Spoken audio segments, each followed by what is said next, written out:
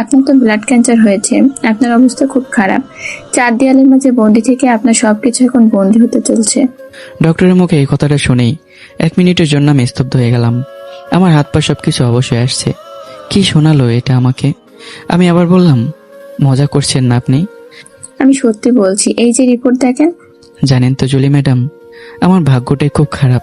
বিনা কারণে সাজা ভোগ করলাম, নিজের আপন মানুষগুলো হারালাম। এখন মরলেই কি আর বাঁচলেই কি বা যায় আসে? একদিন না একদিন তো মরতেই হবে। তবে আমি কোনো অপরাধ করিনি, তবু আমার এই অবস্থা। আপনাকে টাকা দেওয়ার ক্ষমতা আমার নেই। চিকিৎসা তো করলাম ঠিকই, তবে চিন্তা করবেন না ম্যাডাম, মরার আগে আমি এই হাসপাতালে আমার শরীরের প্রতিটি অঙ্গ দান করে যাব।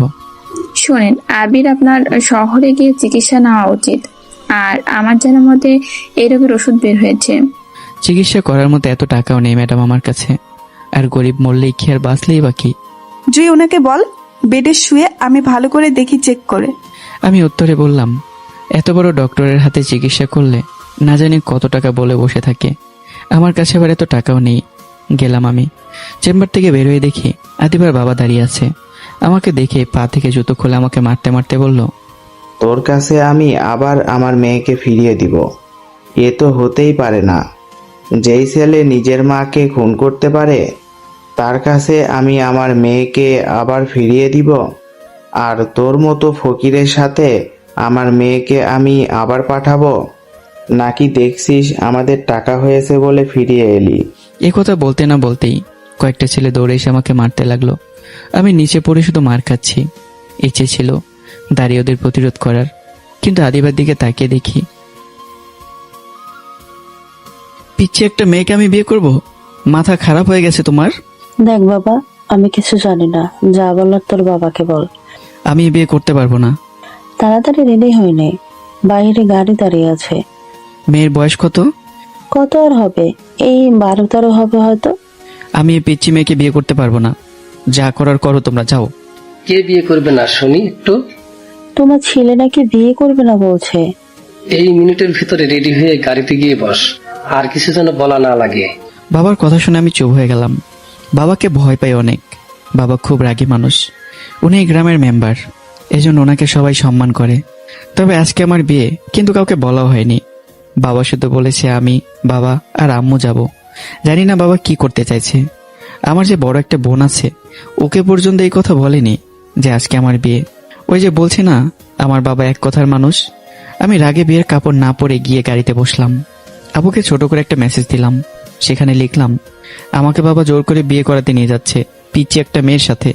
শুধু এতটুকু জেনে রাখ, যদি উল্টাপাল্টা কিছু হয় না আমার সাথে, আমি কিন্তু আত্মহত্যা করব। বাবা গাড়ির দরজা খুলে আমার পাশে বসে রাগী দৃষ্টিতে আমার দিকে তাকিয়ে বলল, বিয়ের কাপড় কই? তুমি বললে 1 মিনিটের ভিতরে গিয়ে গাড়িতে বসতে, এজন্য কাপড় চেঞ্জ করার সময় পাইনি। বাবা একটা রুমাল বের করে আম্মুকে বলল, ওর চোখ বেঁধে দাও, ও বিয়ে করবে ঠিকই, বউ দেখতে পারবে না। বউ দেখলে ওখানে গিয়ে নাটক শুরু করবে। ছেলেটার সাথে এটা করা ঠিক হচ্ছে? আমাদের আদরের একমাত্র ছেলে। কি ঠিক আছে কি ভুল তা আমি তোমার কাছ থেকে জানতে চাইছি? যা বললাম তাই করো, এত বেশি কথা বলো না। বাবার কথা মতো আম্মু তাই করলো। আমি শুধু একটা জ্যান্ত লাশের মতো সবকিছু সহ্য করছি। আমার বাবা এবং মা আমাকে খুব আদর করে, কিন্তু হঠাৎ করে আমার বাবার যে কি হয়েছে এটাই আমি বুঝতে পারছি না। গাড়ি থামতে আম্মু আমার হাত ধরে বলল, আমার হাত ধরে রাখবি, আমি তোরে নিয়ে যাচ্ছি। গাড়ি থেকে নামতেই কে জানে বলল, ও বিয়াই এসেছেন তাহলে, কিন্তু ছেলের চোখ বাঁধা কেন? উত্তরে বাবা বললেন, কারণ ছাড়া আমি কিছু করি না। আগে চলেন বিয়ের কাজটা শেষ করে আসি। আমাকে আম্মু নিয়ে একটা কোনো জায়গায় বসালো। তবে আমার চোখ বেঁধে রাখার কারণে আমি কিচ্ছু দেখতে পারছি না। রাগে আমার শরীর ফেটে যাচ্ছে, কিন্তু বাবা এখানে থাকার কারণে আমি কিছু বলতেও পারছি না। হঠাৎ করে পুলিশের গাড়ির আওয়াজ পেলাম। তাহলে কি আমি বেঁচে গেলাম? মেয়েটার বিয়ের বয়স হয়নি, এজন্য হয়তো পুলিশ এসেছে। আর এটা তো বাল্যবিবাহ হবে। তাহলে কি আমি এবার বেঁচে যাব?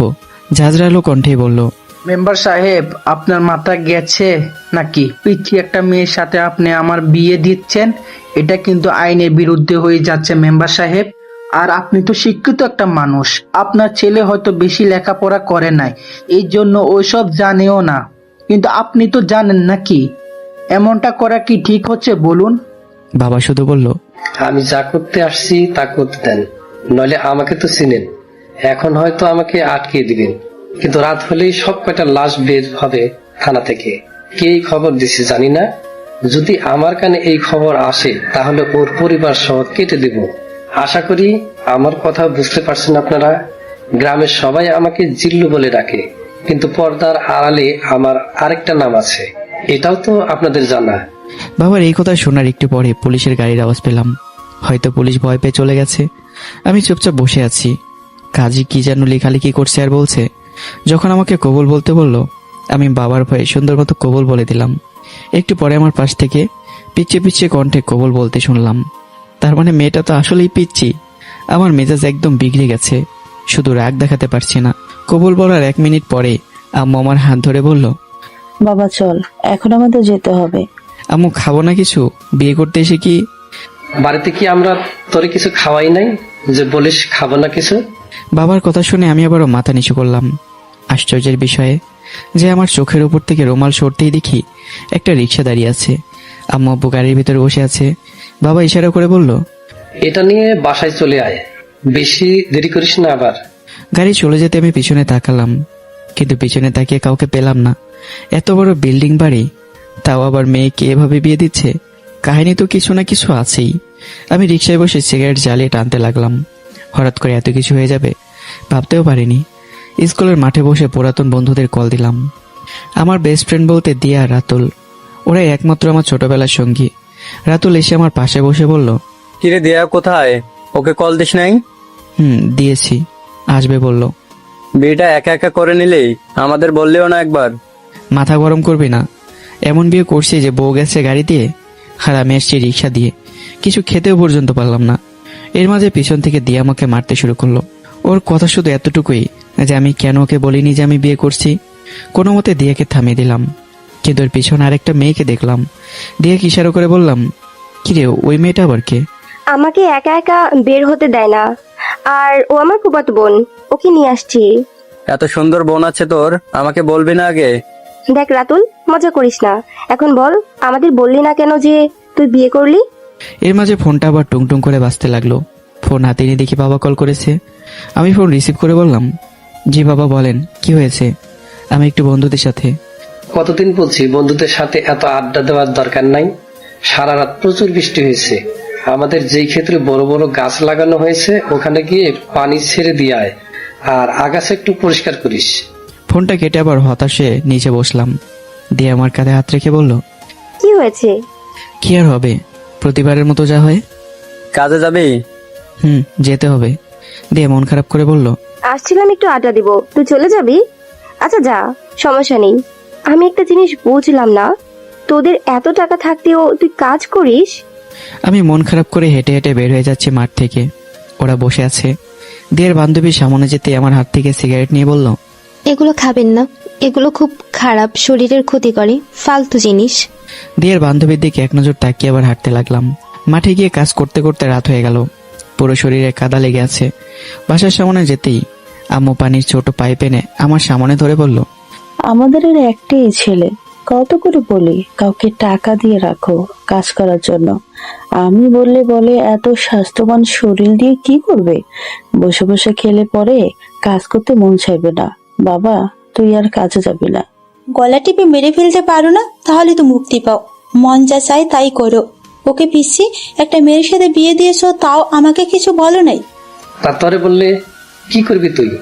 আবু চিৎকার দিয়ে বলল, আমাকে রাগাবেন না বলছি বাবা, নইলে আমি কি করব জানেন তো। বাবার কিছু বলেনি। আপুর কথা শুনে চুপ হয়ে গেল। আপু আমাকে সুন্দর করে গোসল করিয়ে বলল, মন খারাপ তোর ভাই? না রে। যা হবে পরে দেখা যাবে, যা গিয়ে কাপড় চেঞ্জ করে আয়। আমি কাপড় চেঞ্জ করে টেবিলে বসলাম। সবাই টেবিলে বসে আছে, শুধু পিচ্ছি বাদে, মানে যাকে আমি বিয়ে করেছি, আমার বউ। আজকালের মেয়েদের বিশ্বাস করতে নেই, না জানি বিয়ের আগে কি কি করে বেড়ায়। তাছাড়া তুই পিসি মেয়েকে বিয়ে করলি, আমি মনে করি ভালোই হয়েছে।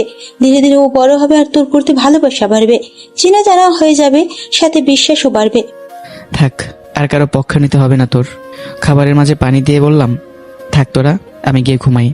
পেছন থেকে আপু বলল, মেয়েটা এখনই পিসি, দেখিস আবার বেশি কিছু করতে যাবি না। আপুর কথা শুনে আমার শরীরে আগুন জ্বলে উঠল। ও আমার আপু নাকি দুশমন? দরজা খুলে ভেতরে যেতেই বিছানার উপর থেকে আওয়াজ আসলো, এ কি, আপনি ভেতরে আসছেন কেন? আপনার মতলব কি বলেন তো? আমি বিছানার দিকে তাকিয়ে অবাক হয়ে গেলাম। লাল শাড়ি পরে একটা মেয়ে বসে আছে, তবে ওর কোলে আবার একটা ছোট্ট বাচ্চাও আছে। কাহিনী তো আমি কিছুই বুঝতে পারছি না। মেয়েটা আবার বলল, এই ভাইয়া, আপনি এই রুমে আসলেন কেন? কি চাই আপনার এখানে? কি আমি তোমার ভাইয়া? ভাইয়াই তো। আপনি আমার বড়, সেই হিসাবে তো ভাই। আমার সাথে না তোমার এতটুকু বলতে পারে আটকে গেলাম, আর বললাম না। আচ্ছা, আপনার সাথে আমার কি বিয়ে হয়েছে? মেয়েটার পিছিয়ে কণ্ঠের কথা শুনে আমি আটকে গেলাম। আমার মুখ দিয়ে কোনো কথাই বেরোচ্ছে না। মেয়েটা আবার বলল, ও, আপনি এখানে আমার মেয়েকে দেখতে এসেছেন, তাই তো? আমি চোখ বড় বড় করে বললাম, আমার মেয়ে মানে কি বলছো তুমি এসব? তুমি আবার মেয়ের মা হলে কবে, কিভাবে? বারে, আপনি জানেন না ও আমার আপুর মেয়ে? আপু মারা গেছে 1 সপ্তাহ হয়েছে। ওর শ্বশুরবাড়ির কেউ এই বাচ্চাটা রাখতে চাইছে না, আবার আমার সৎমা ওকে রাখবে না। এই জন্য আমি নিয়ে আসছি, আর এখন থেকে ও আমার মেয়ে। জানেন, আপু আমাকে খুব ভালোবাসতো, কিন্তু আজকে ও নাই। ও ছাড়া এই পৃথিবীতে কেউ আমাকে ভালোবাসে না। এই কথাগুলো বলতে বলতে মেয়েটা কান্না করে দিল। মেয়েটার কান্না দেখে আমার কেমন যেন মায়া লেগে গেল। মুখ দিয়ে আমার কোনো কথাই বের হচ্ছে না। আমি প্রশ্ন করলাম, তোমার নাম কি? মুহূর্তের ভেতরে মেয়েটা খিলখিল করে হাসতে হাসতে বলল, বলবো না আমি আপনাকে আমার নাম? ছোট থাকতে আমার আপু বলতে অচেনা কাউকে কোনো কিছু বলবে না, আর যদি ভুলেও কিছু বলে দাও তাহলে ওরা তোমাকে মেরে ফেলবে। আপনি আমাকে একা পেয়ে মারবেন না তো? আপনার আম্মু বলল আপনি নাকি আমার স্বামী। আচ্ছা, স্বামী মানে কি? আবার আমার বান্ধবীরা বলল বিয়ের পর নাকি আমি স্বামীর আদর পাবো, আমার সংসার হবে, আমার বাচ্চাও হবে। সত্যিই কি আমি? ব্যাস, আর কিছু বলতে হবে না তোমায়, এখন ঘুমাও। আমি ঘুমালে আপনি আমাকে মেরে ফেলবেন তো? ওই কি যে কয়, হ্যাঁ, আমাকে ধর্ষণ করে মেরে ফেলবেন, তাই তো? প্লিজ এমন করবেন না। আমার মেয়েকে কে দেখবে আমি মরলে? আমি রাগ দেখিয়ে বললাম, এত কিছু জানো তাহলে এখান থেকে পালিয়ে চলে যাচ্ছ না কেন? তুমি গেলেই তো আমি মুক্তি পাই। আমার দাদি বলছে আজকে রাতে আপনি আমার সাথে যা কিছু করেন না কেন, আমি যেন মুখ বুজে সহ্য করি, কোথাও যেন আমি পালিয়ে না যাই। এর মাঝে পিচ্চি মেয়েটা কান্না করতে শুরু করলো। রুমে এসেছি কই একটু ঘুমাবো, দিল সবকিছু শেষ করে। শুধু করেই যাচ্ছে, থামার কোনো নামই নেই। কি হলো, ওর কান্না থামাচ্ছে না কেন? আমি পারছি না তো, আর কিভাবে কান্না থামাতে হয় তাও আমি জানি না। ও হ্যাঁ, ও হয়তো দুধ খাবে, আপনি একটু আপনার দুধ খাওয়াবেন? আমি চিৎকার দিয়ে বললাম, আপু তুই এখান থেকে ওকে নিবি নাকি আমি কিছু একটা করে ফেলবো? একথা বলে দরজা খুলতে গেলাম, কিন্তু দরজা খুলছে না। আপু বাইরে থেকে বলল, একটা বউ সামলাতে পারছিস না, তাহলে কি করে খাবি? বউ সহ বাচ্চা সামলানো শেখ, কেমন? আরেকবার সকালে দরজা খুলে দেবো, কেমন? Tata, bye bye. আপু শোন শোন। বাইরে থেকে আর কোনো আওয়াজই আসছে না। পকেটে হাত দিয়ে দেখি ফোনটাও সোফায় ফেলে আসছি। ধুর, বাচ্চাটার কান্নার আওয়াজ ধীরে ধীরে বেড়েই যাচ্ছে। মেয়েটা কান্না থামাতে চেষ্টা করছে কিন্তু পারছে না। উপায় না পেয়ে আমি গিয়ে বাচ্চাটাকে কোলে নিয়ে কান্না থামানোর চেষ্টা করছি। আমার কোলে এসে বাচ্চাটা কান্না থামিয়ে দিল। এই ঘটনা দেখে আমি বোকা হয়ে গেলাম। আপনি তো খুব ভালো, আমার মেয়ে আপনার কোলে গিয়ে কান্না থামিয়ে দিল। ভাইয়া আমি এখন ঘুমাই, খুব ঘুম পেয়েছে আমার। ঘুমাবে মানে? তুমি ঘুমালে আমি কি করব? আপনি ওকে রাখবেন? আচ্ছা ভাই, সকালে কথা হবে ভাইয়া। মন চাইছে এখন নিজের চুল নিজেই টেনে ছিঁড়ে ফেলি। কোন দুঃখে যে আমি বিয়ে করতে গিয়েছিলাম। এক কোণা থেকে অন্য কোণে হেঁটে বাচ্চাকে ঘুম পাড়ানোর চেষ্টা করছি। হঠাৎ করে আমার পায়ের কাছে কিছু একটা স্পর্শ পেলাম। নিচে তাকিয়ে দেখি আমার পিচ্ছি বউ হাত দিয়ে আমার জুতা খোলার চেষ্টা করছে। এটা দেখে বললাম, কি হয়েছে, এমন করছো কেন? ভাইয়া জুতা ছাড়েন, মনে হচ্ছে আপনার খুব কষ্ট হয়েছে, আর বেশি রাত জাগলে শরীর খারাপ হবে। ঘুমিয়ে পড়েন কেমন? আর সাবধানে আমার কাছে যাওয়ার চেষ্টা করবেন না, আমি কিন্তু মারতে পারি খুব পরে। আর কিছু বলতে হবে না, যাও গিয়ে ঘুমাও। ভাইয়া আপনি কই ঘুমাবেন? তোর কোলে ঘুমাবো, ফালতু মেয়ে, জাগিয়ে ঘুমা। মেয়েটা এক প্রকার ভয় পেয়ে বিছানার উপর গিয়ে শুয়ে পড়লো। আমি বাচ্চাটাকে ঘুম পাড়িয়ে পিচ্চি বউয়ের পাশে ওকে রেখে সোফায় গিয়ে শুয়ে পড়লাম। সকালে ঘুম থেকে উঠে দেখি আমি বিছানায় শুয়ে আছি। ঘুম ঘুম চোখে পাশে একবার তাকিয়ে দেখলাম, কিন্তু কোথাও আমি আমার পিচ্চি বউকে দেখতে পাচ্ছি না। ইস, যদি মেয়েটা ওদের বাড়িতে চলে যেত তাহলে আমি একটু শান্তি পেতাম। এমন পিচ্চি বউ আমার দরকার নেই। ছোট থেকে আমার ইচ্ছা ভালোবেসে কাউকে বিয়ে করা, কিন্তু বাবার কারণে একটা ইচ্ছেই পূরণ হলো না। ফ্রেশ হয়ে বাইরে গিয়ে বললাম, আম্মু নতুন বউকে দেখছি না যে বাসায়, আর তাছাড়া আমি ওকে তেমন কিছু বলিও নাই। এখানে আবার দেখো, আমাকে আবার দোষারোপ করবে না। না বাবা, তোর কোনো দোষ নেই, আমরা সব দেখছি। তুই তো বাচ্চা সামলাতেই বিজি। তোমরা সবকিছু দেখেছো মানে? আমি তো রুমে গোপন ক্যামেরা লাগিয়েছিলাম, আর লাগাবো না কেন? পিচ্ছি একটা মেয়ে, তুই যদি উল্টাপাল্টা কিছু করে ফেলিস। কিন্তু আমরা দেখলাম আমার ভাই বাচ্চা সামলাতেই বিজি। আমি মন খারাপ করে সোফায় বসে রইলাম। যখন আমি মরে যাব তখন কার রুমে ক্যামেরা লাগাবি? তোরা যেভাবে ইচ্ছা সেভাবে আমাকে ব্যবহার করলি, কিছু বলছি না পর্যন্ত আমি। তখন আপু বলল, দেখ ভাই, আমরা তোর জন্য থাক, আর কিছু বলতে হবে না, বহুত হয়েছে। আর হ্যাঁ, এই মেয়েকে কখন আমি বউ হিসেবে মেনে নেব না, যা করার কর তোরা। মেয়েটা সকাল সকাল মন খারাপ করে বাচ্চা করে নিয়ে চলে গেছে। তোর ওকে বউ হিসেবে মেনে নিতে হবে না। তুই শেষবারের মতো ওকে গিয়ে আনার চেষ্টা কর। যদি না আসে তাহলে তুই বেঁচে গেলি, বাবাও কিছু বলতে পারবে না। আইডিয়াটা সুন্দর না? অনেক অনেক ধন্যবাদ আপু তোরে, আমি এখনই যাচ্ছি। বাবা, পাগলামো না করে কিছু খেয়ে নিয়ে যা। আমি কারো কোনো কথা না শুনেই সরাসরি একটা রিক্সা নিয়ে শ্বশুরবাড়ির সামনে চলে গেলাম। উঠোনের সামনে যেতে ভিতর থেকে কারো কান্নার আওয়াজ পাচ্ছি। আমি দরজায় টোকা দিতেই শ্বশুর মশাই দরজা খুলে দিল। আমাকে দেখে বলল, আরে জামাই বাবা যে, সকাল সকাল তুমি এখানে?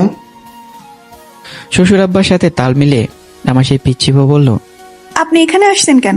আমি আপনার সাথে যাব না, আমি আজ থেকে এখানেই থাকবো। ফালতু বেটা আমাকে একা পেয়ে সুযোগ নিতে। তুই যা বলছি এখান থেকে, নইলে আমি তোর মাথা ফাটাবো। পিচ্ছির মুখ থেকে এই কথা শুনে আমার কেমন যেন রাগ হলো। তবু আমি হাসি মুখে বললাম, বাবা, আমার বোধ হয় এখন যাওয়া উচিত। ওনারা আমাকে বিভিন্নভাবে আটকানোর চেষ্টা করছে, কিন্তু আমি চলে আসলাম। যাক, ভালোই হয়েছে, আমি মুক্তি পেয়েছি। যাই, দিয়াকে এই খবরটা দিয়ে আসি, ওরা শুনলে নিশ্চয়ই খুশি হবে। আপুকে ছোট করে একটা মেসেজ করে বললাম, কাজ হয়ে গেছে আপু, বাবাকে বলে দিস ডিভোর্সের ব্যবস্থা করে দিতে। যত তাড়াতাড়ি আমি এই বিষয় থেকে মুক্তি পাবো ততই ভালো আমার জন্য। হেঁটে হেঁটে দিয়ার বাসার সামনে চলে গেলাম। গিয়ে দেখি দিয়ার ফুফাতো বোন বসে আছে। আমাকে দেখে বলল, আপুর পরিবারের সবাই মার্কেটে গিয়েছে, আমি একাই বাসায় আছি।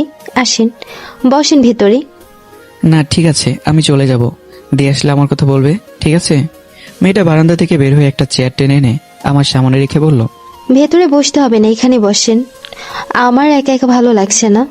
আমি চেয়ারে বসতে মেয়েটা আমার চোখের দিকে তাকিয়ে বলল, হাই, আমি কবিতা, আপনি? মেয়েটা চোখের দিকে তাকিয়ে হঠাৎ করে আমি কোথায় যেন হারিয়ে গেলাম। মুখ থেকে বের হয়ে গেল, আমি কবিতা, আপনার নাম? আমার কথা শুনে মেয়েটা হাসি দিয়ে বলল, আরে আমার নাম কবিতা, আপনি আমার চোখের দিকে তাকিয়ে মনে হয় সবকিছু ভুলে গিয়েছেন, এজন্য আমার নাম বলছেন। আমি এবার ঠিকঠাক মতো বসে পড়লাম। ও হ্যাঁ, সরি, আমি আবির, আর ডাক নাম লাদেন। আমি আবির ডাকবো, হবে? তোমার ইচ্ছে। আপনাকে লম্বা চুলে খুব মানিয়েছে আবির। বাবা, প্রথমে আমার নাম ধরে ডাকছেন? কবিতা মুচকে হাসি দিয়ে বলল, নাম ধরে ডাকলে ভালোবাসা বাড়ে, জানেন তো? আমি বিবাহিত ছেলে, এটাও জানেন তো নাকি? মুহূর্তের ভিতরেই কবিতা মুখ কালো করে বলল, ও, আমিও তো ভুলেই গিয়েছিলাম। মন খারাপ করতে হবে না, ওই মেয়ে চলে গেছে, আমার সাথে সংসার করবে না। আর ও সংসারের কি বোঝে, পিচ্ছি একটা মেয়ে। আমার তো চাই তোমার মতো সুন্দরী একটা বউ থাকবে আমার, যাকে দেখলে মন চাইবে শুধু দেখতেই থাকি। আচ্ছা, একটা প্রশ্ন করব?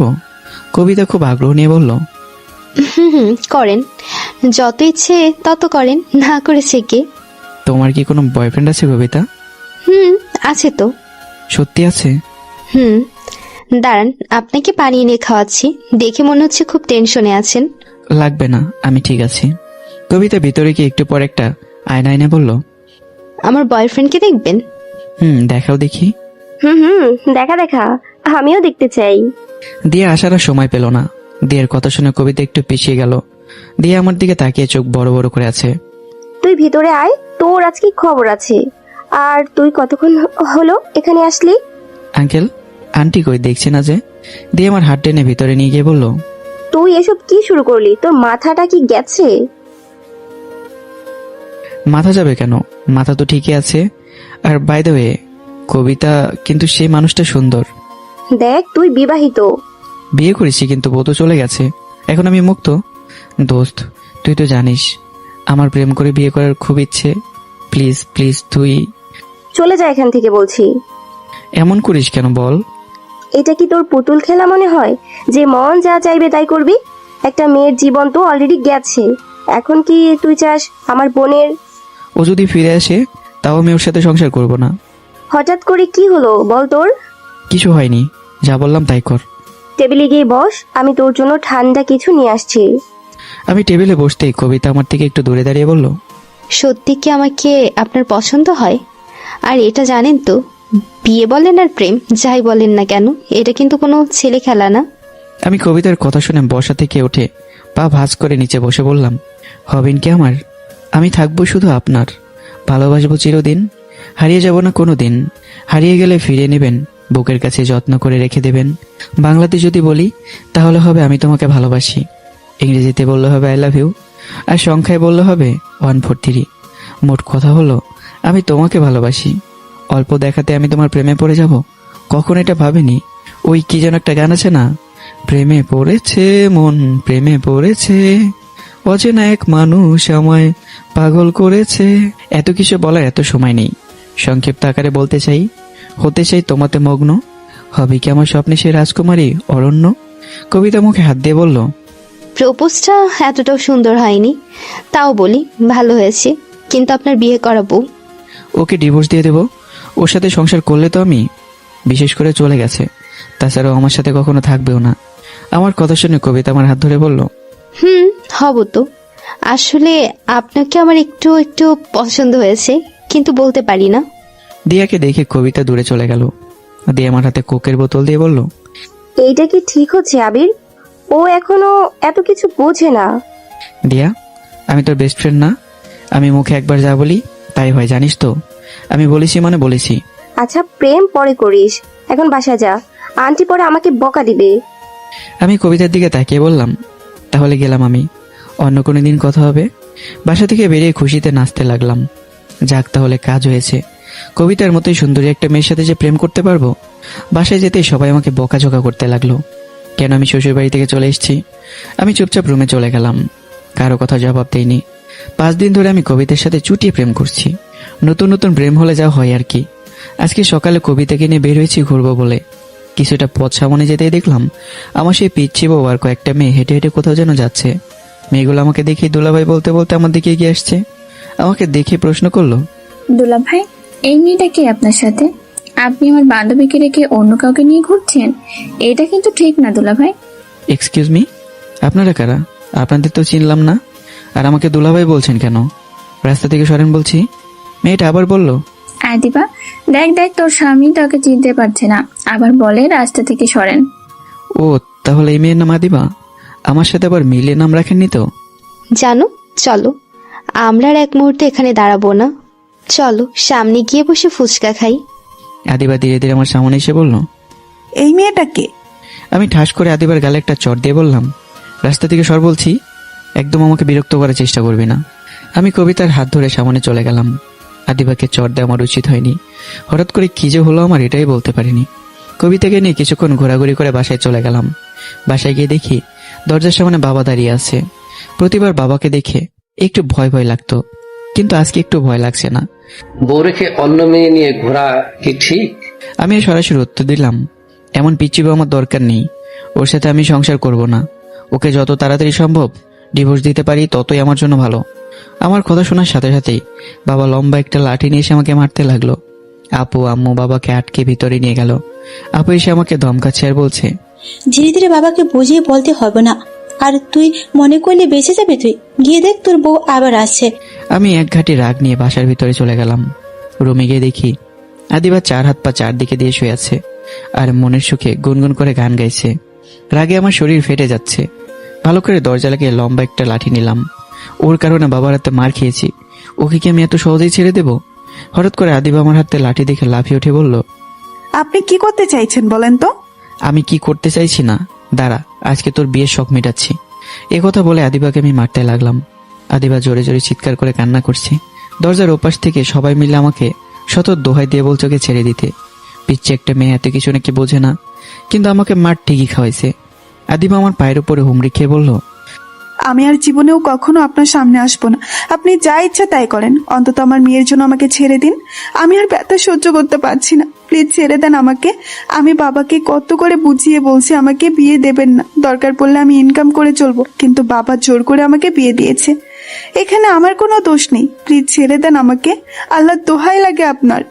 আমি আদিবার চুল টেনে ধরে বললাম, আমার বাসার সামনে কখনো আসবে না, আমি তোর বউ হিসাবে মানি না।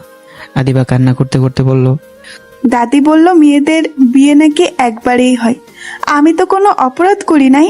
তুই কোনো অপরাধ করিসনি? দাঁড়া। আমি আবার আদিবাকে মারতে লাগলাম। এবার আদিবাকে জোরে জোরে মারতে লাগলাম। হঠাৎ দেখে আদিবা হুঁশ হারিয়ে নিচে পড়ে গেল। এদিকে আবার বাবা দরজা ভেঙে ফেলবে অবস্থা। যে একটা পরিস্থিতি শুরু হয়েছে, না অবস্থা খুবই খারাপ। তাড়াতাড়ি আমাকে এখান থেকে পালাতে হবে। নিচে তাকিয়ে দেখি আদিবার মাথা পেটে রক্ত বেরোচ্ছে। ধুর, এসব দেখে আমার কি? আমি জানলা দিয়ে লাফিয়ে বাইরে চলে গেলাম। 2-1 দিন আর বাসায় ফেরা যাবে না। যা করেছি বেশ করেছি। আমি কবিতাকে ভালোবাসি, ওকেই বিয়ে করব। আর আমাদের মাঝে যে আসবে তাকে খুন করে ফেলবো। রাতুলের বাসায় গিয়ে দেখি ও বসে বসে খাবার খাচ্ছে। আমাকে দেখে বলল, কিরে তুই এখানে? আর ওই ঠান্ডায় তোর শরীর থেকে ঘাম ঝরছে, কাহিনী কি? নাকি কবিতার সাথে কট? আরে না, এইসব কিছু না। তবে কি মামা, তুমি মামা খুব বড় শিয়ানা। বউ রেখে আবার গার্লফ্রেন্ডের সাথে প্রেম? বাসা থেকে পালিয়ে আসলাম। রাতুল খাবার রেখে চোখ বড় বড় করে বলল, কি আর কেন? আমি রাতুলকে সবকিছু বলে বললাম, আমার রাগ উঠলে জানিস তো আমি কি করি? দেখ, কবিতা তোর গার্লফ্রেন্ড আর আদিবা তোর বউ। বাহিরের কোন মেয়ের জন্য? বাইরের মেয়ে বলিস কাকে রাতুল তুই? কবিতা সম্পর্কে একটা বাজে কথা বললে আমার থেকে খারাপ কেউ হবে না বলে দিচ্ছি রাতুল। রাতুল আমার রাগ দেখে ভয় পেয়ে গেল। ও হাসি দিয়ে বলল, ছাড় তো এসব। আয় দুইজনে মিলে আগে কিছু খেয়ে নেই। আমি খাবো না বলে ঘুমোতে চলে গেলাম। ভিতরে গিয়ে বিছানায় শুয়ে দিলাম এক ঘুম। ঘুম থেকে উঠে দেখি কবিতা আমার পাশে একটা চেয়ার নিয়ে বসে আছে। আমি কবিতার দিকে তাকিয়ে বললাম, কবিতা তুমি এখানে কি করো? বাসা থেকে ঝামেলা করে আসছো না? আমি মন খারাপ করে বললাম, কবিতা আমার মাথার চুল ধরে বলল, আপনি এমন করলেন কেন? পারিবারিক বিষয় পারিবারিক ভেতরেই সমাধান। তুমি এখানে কিসব বলতে আসছো? এমনিতে আমার মাথা ধরে গেছে। আমি খাবার নিয়ে এসেছি, আসো কিছু খেয়ে নাও। আর দিয়া আপু বাহিরে বসে আছে। আমি বিছানা থেকে নেমে বাহির হলাম। দিয়ে আমার কাছে এগিয়ে এসে ঠাস করে আমার গালে একটা চোট দিয়ে বলল, মন যা চায় তাই করবি? আর তোর কবিতাকে বিয়ে করতে হবে এটা কোনো কথা? কবিতার থেকে কি তোর বউ কম সুন্দরী? আমি আন্টির কল পেয়ে বাসায় গিয়েছিলাম, গিয়ে দেখি মেয়েটা বেহুশ হয়ে পড়ে আছে। তাড়াতাড়ি ওকে হাসপাতালে নিয়ে গেলাম। আন্টি তো কান্না করতে করতে শেষ। এমনটা কেন করলি? আমি চেয়ার টেনে বসে বললাম, জানি না কেন এমন করছি, তবে আমি কবিতাকে ভালোবাসি, ওকে আমার লাগবে। আমি আর কিচ্ছু জানি না। দাঁড়া, তোরই কিভাবে শিক্ষা দিতে হয় তা আমার জানা আছে। কবিতা, তুই বাসায় যা, গিয়ে সবকিছু রেডি কর, আজকে বিদায় হবি। দিয়ার কথা শুনে কবিতা এবার ভয় ভয় আমার দিকে তাকালো। আমি দিয়ার দিকে তাকিয়ে বললাম, বেস্ট ফ্রেন্ড হয়ে এমন করবি? তুই কি চাস তোর সাথে সম্পর্ক ছিন্ন করি আমি? এতদিন কিছু বলি নাই আমি, কিন্তু আজকে বলছি, তোর মতো বলদ ছেলের সাথে বেস্ট ফ্রেন্ড করেছি, এটা তোর ভাগ্য বলতে পারিস। আর তুই আমার বোনকে বিয়ে করবি? আগে আমার বোনের যোগ্য হ, শালা খ্যাত কোথাকার। আপু, এভাবে বলতে পারলি তুই? দিয়া কবিতার হাত ধরে বলল, আর এক মুহূর্ত এখানে থাকতে চাই না, চল এখান থেকে। পিচ্ছি একটা মেয়েকে এভাবে মারতে পারলো, ওর কি একটুও মায়া লাগে নাই? মেয়েটার অবস্থা দেখে আমারই তো খারাপ লাগছে। আমি মাথা নিচু করে চুপচাপ বসে আছি। চোখ থেকে কখন যে পানি পড়তে লাগলো আমি বলতে পারিনি। দিয়া আমাকে এভাবে বলতে পারলো। রাতুল আমার পাশে বসে বলল, রাগ করিস না, ও হয়তো রাগের মাথায় এসব বলেছে। আর তুই মেয়েটাকে মারতে গেলি কেন? বুঝিয়ে বললে কি হতো? আমি চোখের পানি মুছে দাঁড়িয়ে বললাম, যাই রে এখন, পরে দিয়ার মতো তুইও কিছু বলে ফেলিস যদি। কই যাবি? কোথাও যেতে হবে না।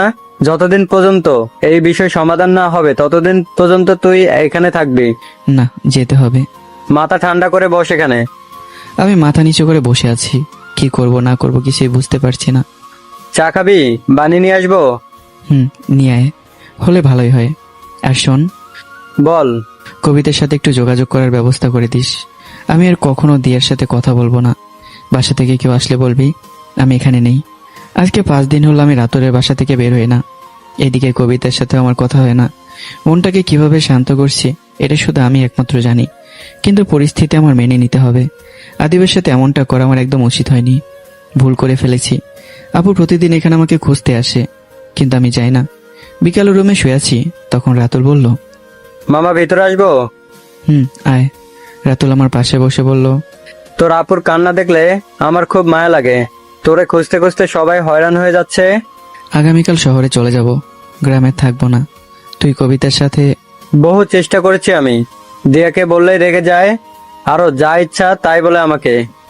আমি একটা জিনিস বুঝলাম না, এতদিনের বেস্ট ফ্রেন্ড এর সম্পর্ক আমাদের আর ও কিভাবে পারলো? মানুষ বহুরূপী, জানিস তো এটা। তবে দিয়ার থেকে আমি এটা কখনো আশা করিনি। বন্ধু হিসাবে তরে আমি একটা কথা বলবো, রাখবি আমার কথা? দেখি, বল আগে। না, আগে বল রাখবি। আচ্ছা, যা রাখবো। আজকে রাস্তা দিয়ে যাওয়ার সময় অচেনা এক ব্যক্তি আমাকে ডেকে নিয়ে যায়।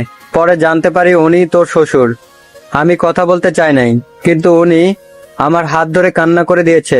শুধু এতটুকুই বলেছে, তুই যেন শেষবারের মতো ওনার মেয়ের সাথে দেখা করিস। তবে আমি জানি না শেষবারের মতো বললো কেন।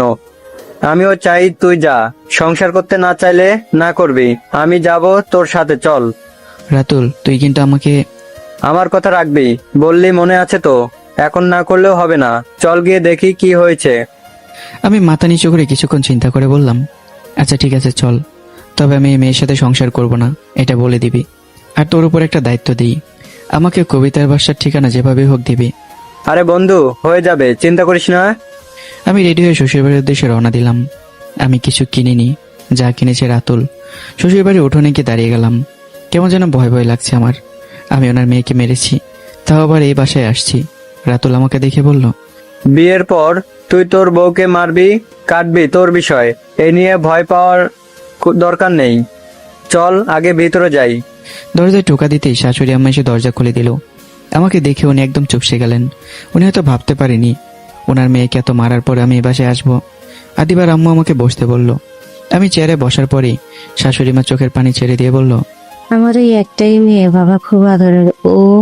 ওকে তুমি মেরেছো ঠিক আছে, তোমার বউ তুমি স্বাভাবিক মারতে পারো, এটা তোমার বাবা, কিন্তু তাই বলে এত মারবে? আমার মেয়ে যদি এতই খারাপ করে আমাদের কাছে ফিরিয়ে দিতে আমরা কি তোমার উপর জুলুম করেছি বাবা? বলো, বলার মতো ভাষা নেই আমার আর। আমার মেয়েটা কালকে চলে যাবে, ওর মেডিকেলে চান্স হয়েছে, দেখো আজকে এই খুশির দিনে। আন্টি, ওর পক্ষ থেকে আমি মাপ চাইছি।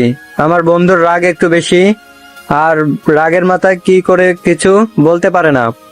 সেদিন আমার সাথে রাগ করে বাসায় গিয়ে এই অবস্থা করেছে।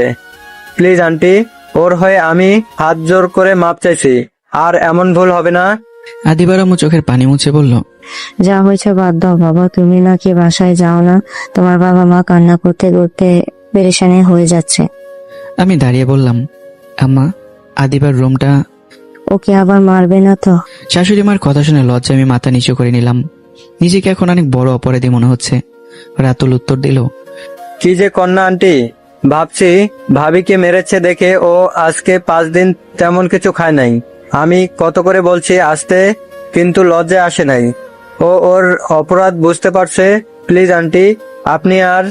শাশুড়ি মা আমাকে রুম দেখিয়ে বলল, যাও গিয়ে দেখি শুয়ে আছে। আমি ধীরে ধীরে সেই রুমের দিকে হাঁটতে লাগলাম। রুমের ভিতর গিয়ে দেখি আদিবা গোলুমুলো হয়ে 4 হাত পা একসাথে জমিয়ে শুয়ে আছে। পুরো মাথাটা ব্যান্ডেজ করা, হাতের অনেক জায়গায় ফেটে গেছে। না জানি শরীরের অবস্থায় কি হয়েছে। অজান্তে আমার চোখ থেকে পানি পড়তে লাগলো। যে আমি কার ওপর হাত তুলতাম না, সে আমি কিভাবে মারতে পারলাম। জানালা দিয়ে তাকিয়ে দেখি শাশুড়ি মা দাঁড়িয়ে আছে। আমার তাকানো দেখে উনি সরে গেলেন। আমি এবার আদিবার মাথায় হাত রাখলাম। আদিবাকে বলে চোখ খুলে। আদিবাকে বললাম, সে চোখ খুললো। আমাকে দেখে আবার ভয় চোখ বন্ধ করে ফেললো আর বলল, প্লিজ আমাকে মারবেন না, আমি বাঁচতে চাই, আজকে আমার মেডিকেলে চান্স হয়েছে। আমি চুপটি করে আছি বলে আদিবা চোখ খুলে বলল, হে কি আপনি কান্না করছেন কেন ভাইয়া, কি হয়েছে আপনার? আমি হাত দিয়ে চোখের পানি মুছে বললাম, যদি তোমার পা ধরে মাপ চাই, মাফ করবে তো? কি রে, তোর নাকি খুব সাহস হয়েছে আমার নাতিকে মেরে হাসপাতালে পাঠিয়ে দিলি। আজকে দেখ আমি তোর কি অবস্থা করি। এই কথা বলে আদিবার দাদি এসে আমাকে ধীরে ধীরে মারতে লাগলো। তবে উনি শুধু লাঠি আমার শরীরে ফেলছে, কিন্তু আমি আঘাত পাচ্ছি না। আদিবার দাদিকে বলল, দাদি উনি আমার পা ধরে মাপ চাইতে চাইছেন, আবার আমার জন্য কান্না করছে, কি করব বলো দাদি, মাফ করে দিব? দাদি আমার দিকে তাকিয়ে শুধু বলল, দ্বিতীয়বারের মতো যেন আর এমন কিছু না শুনি। তোমার বাবা আমার ছেলের খুব ভালো বন্ধু বলে এই বিয়ে দিয়েছি, যাতে আমাদের সম্পর্ক মজবুত থাকে। আদিবার আম্মু, জামাইয়ের জন্য ভালো কিছু রান্না করো। আদিবা যাওয়ার আগে ও এখানেই থাকবে। দাদি যাওয়ার পর আমি আবার বললাম, আদিবা এখন কেমন লাগছে? মোটামুটি ভালোই লাগছে, কিন্তু ওই মেয়েটা আপনার সাথে। এই মুহূর্তে ওকে এত কিছু বলা যাবে না, এই জন্য শুধু বললাম, ও আমার বন্ধু ছিল, বহুদিন পর দেখা হয়েছে, এই জন্য ওর সাথে কথা বলছিলাম। কিন্তু তোমার বান্ধবীরা এসে আমাকে রাগিয়ে দিল। জানেন, এতদিনে আমি অনেক কিছু শিখেছি, জামাইকে কিভাবে ভালোবাসতে হয়, কিভাবে যত্নে রাখতে হয়, সবকিছু আমি শিখেছি। আচ্ছা আমি এখন যাই। বাসায় চলে যাবেন আমাকে একা রেখে? তাহলে কি সত্যি সত্যি আমি পর হয়ে গেলাম? আপনি কি নতুন কাউকে বিয়ে করে নেবেন? আরে না, কোথাও যাব না, তোমার আম্মুর সাথে গিয়ে একটু কথা বলি। আমি উঠে পড়তে আদিবা আমার হাত ধরে কান্না করে বলল, জানেন, কোনোদিন আমাকে কেউ মারে নাই। আপনার মার খেয়ে আমি হাঁটতে পর্যন্ত পারি নাই। আপনার উপর আমার অনেক রাগ ছিল, কিন্তু ইউটিউবে দেখলাম স্বামীর সাথে রেগে থাকা যাবে না। কবিরা বলেছেন যদি একটা মেয়ের প্রথম বিয়ে ভেঙে যায় তাহলে তোর জীবন থেকে অর্ধেক সুখ চলে যায়। আমি আদিবার হাত ছাড়িয়ে চুপটি করে বের হয়ে গেলাম। এখানে থাকলে ওকে দেখে আমার মায়া লেগে যেতে পারে। রুম থেকে বেরোতেই শ্বশুর আব্বা সামনে পড়ল। ওনাকে দেখে আমি মাথা নিচু করে নিলাম, কিন্তু উনি আমার ঘাড়ের উপর হাত রেখে বলল, তোমাকে দেখে খুব ভালো ছেলে মনে হয়। আশা করি আর এমন কিছু করবে না। তোমার বাবার সাথে আমার ভালো বন্ধুত্ব ছিল বলেই সম্পর্ক করছি। বাবা, পারলে আমাকে মাফ করে দেবেন, আমি আমার ভুল স্বীকার করছি। বসো, এখানে তোমার সাথে কিছু কথা আছে আমার। জি বাবা, বলুন। আমার একটা ইচ্ছে, বড় হয়ে আমার মেয়ে ডাক্তার হবে, আর ও সেই পথে অর্ধেক চলে গেছে। এখন একটু টাকার সমস্যা। এসব কথা ছাড়ো। আমি এখন আমার মেয়েকে তোমাদের বাসায় দিব না। ও আগে ডাক্তার হবে, পরে। থাক বাবা, আর কিচ্ছু বলতে হবে না আমাকে, আমি সবকিছু বুঝেছি। এখন আমাকে বাসায় যেতে হবে, আপনি জানেন তো। আগামীকাল সকালে আমার মেয়ে চলে যাবে, তাই আমি চাই। আরে আঙ্কেল, কোনো সমস্যা নেই, ওর বাসায় আমি বলে দেব। যদি ওর পরিবার জানে ও এখানে, তাহলে সবাই খুব খুশি হবে। আমাকে এখন যেতে হবে, ও থাক বরং। রাতুল আমাকে রেখে চলে গেল। রাতুল ইচ্ছে করে এমন করেছে। এখন একা একা আমি কি করব? আমার অবস্থা বুঝতে পেরে শাশুড়ি মা হাসি দিয়ে বলল, আমার মেয়ের রুমে যান। আর হ্যাঁ, আমি হয়তো ওর শত মা হতে পারি, কিন্তু ওকে আমি খুব ভালোবাসি। বড় মেয়েটা একটা বাচ্চা রেখে মারা গিয়েছে, এখনো সেই দুঃখ কাটিয়ে উঠতে পারেনি। এর মাঝে আবার ছোট মেয়ে। যাই হোক বাবা, তুমি ভিতরে গিয়ে বসে। এই প্রধান শ্বশুর বাড়িতে আসছো? আমি ধীরে ধীরে হেঁটে আদিবার রুমে চলে গেলাম। আজকে আমার মুখ দিয়ে কোনো কথা বেরোচ্ছে না। কেন বের হচ্ছে না এটাই বলতে পারছি না। আদিবা আমাকে দেখে বলল, এই অল্প বয়সে বিয়ে, তাও আবার ছাড়াছাড়ি মেনে নিতে পারছি না। আপনি ওই মেয়েটাকে পছন্দ করেন না? না মানে। থাক থাক, আর বলতে হবে না। আমি বোকা হতে পারি, কিন্তু কোনটা ভালো আর কোনটা মন্দ তা বোঝার ক্ষমতা আমার আছে। সমস্যা নেই, বিয়ে করেন। আমি কখনো বাধা হয়ে দাঁড়াবো না। এসব কথা ছাড়ো এখন আদিবা। বাসা থেকে কিছু নিয়েও আসিনি যে চেঞ্জ করব। আমি এক কাপড় পরে বেশিক্ষণ থাকতে পারি না। তুমিও উঠতে পারবে না। এক কাজ করেন, আমার সালোয়ার কামিজ পরে ফেলুন, তাহলে খুব সুন্দর দেখাবে। এ পর্যন্ত বলে আদিবা হি হি করে আসতে লাগলো। এই প্রথম আদিবার দিকে নজর গেল আমার। মেয়েটা পিচ্ছি হলে কি হবে? মুখে আলাদাভাবে মায়া মায়া ভাব আছে। আমি আদিবার পায়ের কাছে বসে বললাম, সরি ভুল করার জন্য। মাপা তো সহজে করব না, এখন আমাকে ধরে একটু তুলুন, দেখি আপনার জন্য কি করা যায়। না থাক, তোমার কষ্ট করতে হবে না, তুমি শুয়েই থাকো। আদিবা কারো সাহায্য ছাড়া একাই উঠে বলল, শরীরে হালকা একটু ব্যথা আছে, তবে সমস্যা নেই। আমি হয়তো পিচ্ছি হতে পারি, তবে আমার স্বামী কি চায় এটা অন্তত বুঝি। আমি ছাড়া এখানে আপনি তেমন কাউকেই চেনেন না। আমি শুয়ে থাকলে আপনি পরে। হয়েছে ম্যাডাম, আর কিছু বলতে হবে না। আদিবা রুম থেকে বেরিয়ে গেল। কিছুক্ষণ পর আদিবা একটা লুঙ্গি আর শার্ট নিয়ে আসলো। আমি আদিবার হাত ধরে বললাম, আস্তে, পড়ে যাবে তো। আদিবা আমার হাত ছাড়িয়ে বিছানায় গিয়ে বসলো। আমার দিকে লুঙ্গি এগিয়ে দিয়ে বলল, চেঞ্জ করে নেন। আদিবা এখন গোসল করে নেই? আমার কাছে থেকে অনুমতি নিচ্ছেন নাকি? আর আমি বা আপনার কে? আমি 15 একটা চেয়ার টেনে চেয়ারে বসলাম। এত বোকাশোকা একটা মেয়ে হঠাৎ করে এতটা বুদ্ধিজীবী হলো কিভাবে? এত সুন্দর গুছিয়ে কথা বলছে। আদিবা হাসি দিয়ে বলল, আমি মেয়েটাই এমন, তবে আমি আমার প্রিয় মানুষের কাছে পারফেক্ট হতে পারলেই হলো। আর কার কাছে আমি কি হব না হব এটা ভাবি না। আপনি সেদিন ওদের সামনে আমাকে চিনতে পারেন নাই, কিন্তু আমি ওদের কাছে আপনার বিষয়ে কত সুন্দর কথা বলেছি। ওরা জানতো আপনি আমাকে কতটা ভালোবাসেন। ওরা এসব মিথ্যা কথা বলছে যাতে ওরা আমাকে বলতে পারে তুই স্বামী সংসার নিয়ে তাহলে খুব সুখে আছোস। ওই দিন ওদের সামনে আমাকে চিনলেন না, ওরাও আমাকে অপমান করলো। আমি তখন শুধু নীরবে কষ্ট সহ্য করেছি। যাক গিয়ে গোসল করে নেন। জানো আদিবা, আমার পরিস্থিতি এখন এমন হয়েছে যে আমার প্রাপ্তবয়স হবার পর আমাকে তালাক দিয়ে দিবেন। আপনিও তো চান না যে আমি আপনার সাথে সংসার করি। আমি এটাও জানি আপনি এখানে নিজের ইচ্ছায় আসেন নাই, জোর করে আনা হয়েছে। থাকেন শুধু আজকে রাতটা, সকালে তো চলেই যাব। এমন সময় পকেট থেকে টুংটুং করে ফোনটা কান্না করতে লাগলো। আমি ফোনটা হাতে নিতেই আদিবা আমার হাত থেকে ফোনটা নিয়ে স্পিকারে দিয়ে ইশারা করলো কথা বলার জন্য। আমি হ্যালো বলতে ওপাশ থেকে কবিতা আওয়াজ করে বলল, ভালো আছেন আপনি? আমার সামনে আদিবা থাকার কারণে আমি কি বলবো না বলবো ভাবতেও পারছি না। তবে এতদিন পর কবিতার সাথে কথা হবে, এই জন্য আমি মনের আবেগে বলে দিলাম, কবিতা, তুমি এভাবে চলে গেলে, আমাকে একা ফেলে, আমার জন্য তোমার কি একটু মায়া লাগেনি? এমনটা করতে পারলে তুমি? এটা আমার স্বামীর নাম্বার। কি বলছো এসব?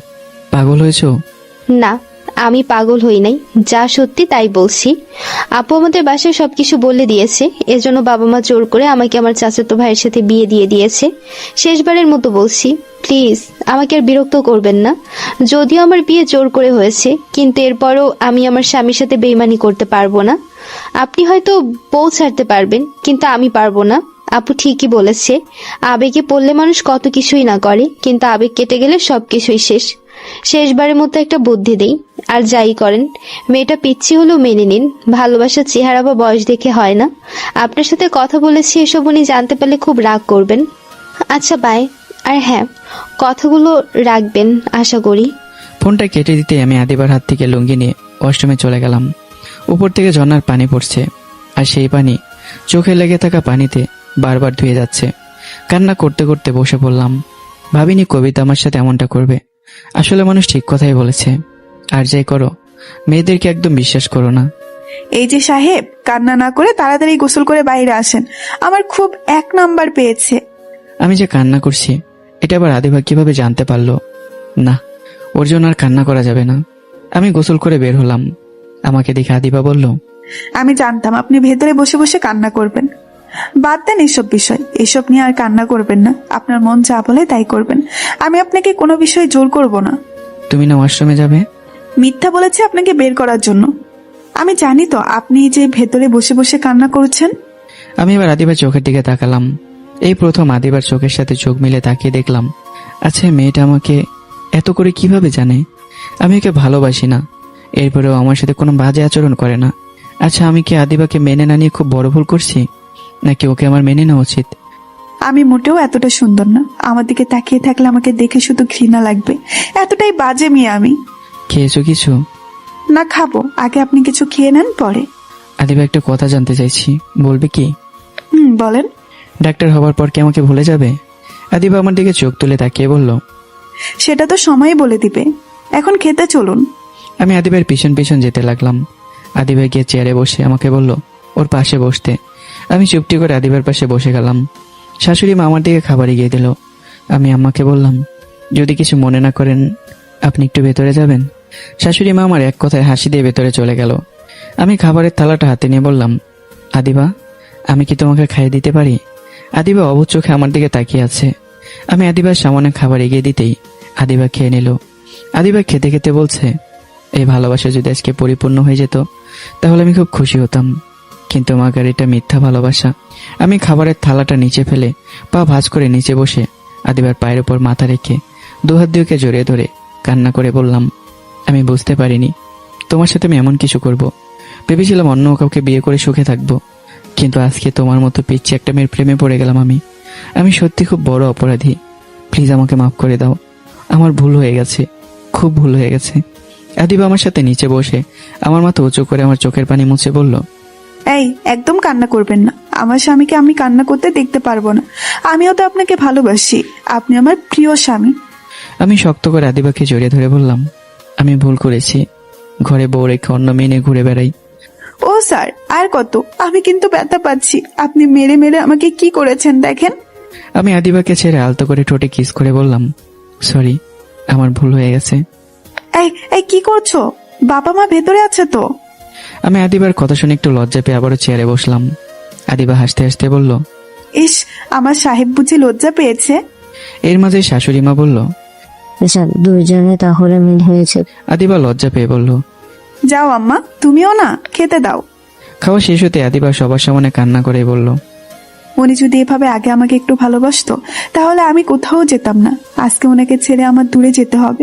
এতগুলো বছর আমি কিভাবে থাকবো? আদিবা পিচ্ছি বাচ্চাদের মতো কান্না করছে। শ্বশুর মশাই কি আদিবার মাথায় হাত রেখে বলল, কান্না করিস না মা, কিছুদিনের তো বিষয়। এখন রুমে যা, গিয়ে ঘুমিয়ে পড়। জামাই বাবা তুমিও যাও। আমি আদিবাকে ধরে বিছানায় এসে বললাম, কি হয়েছে? ভালো লাগছে না। কেন? আপনাকে ছেড়ে দূরে চলে যাবার জন্য। এই পাগলি মেয়ে, আমি তো সবসময় তোমার সাথেই থাকবো, তবে আমার একটু খারাপ লাগছে, কিন্তু তুমি ডক্টর হবে, আমি এটাই চাই। জড়িয়ে ধরবো একটু? আমি বুঝি না করছি তোমাকে? আদিবা আমাকে জড়িয়ে ধরে বলল। আপনার বুকে আজকে আমি ঘুমাবো।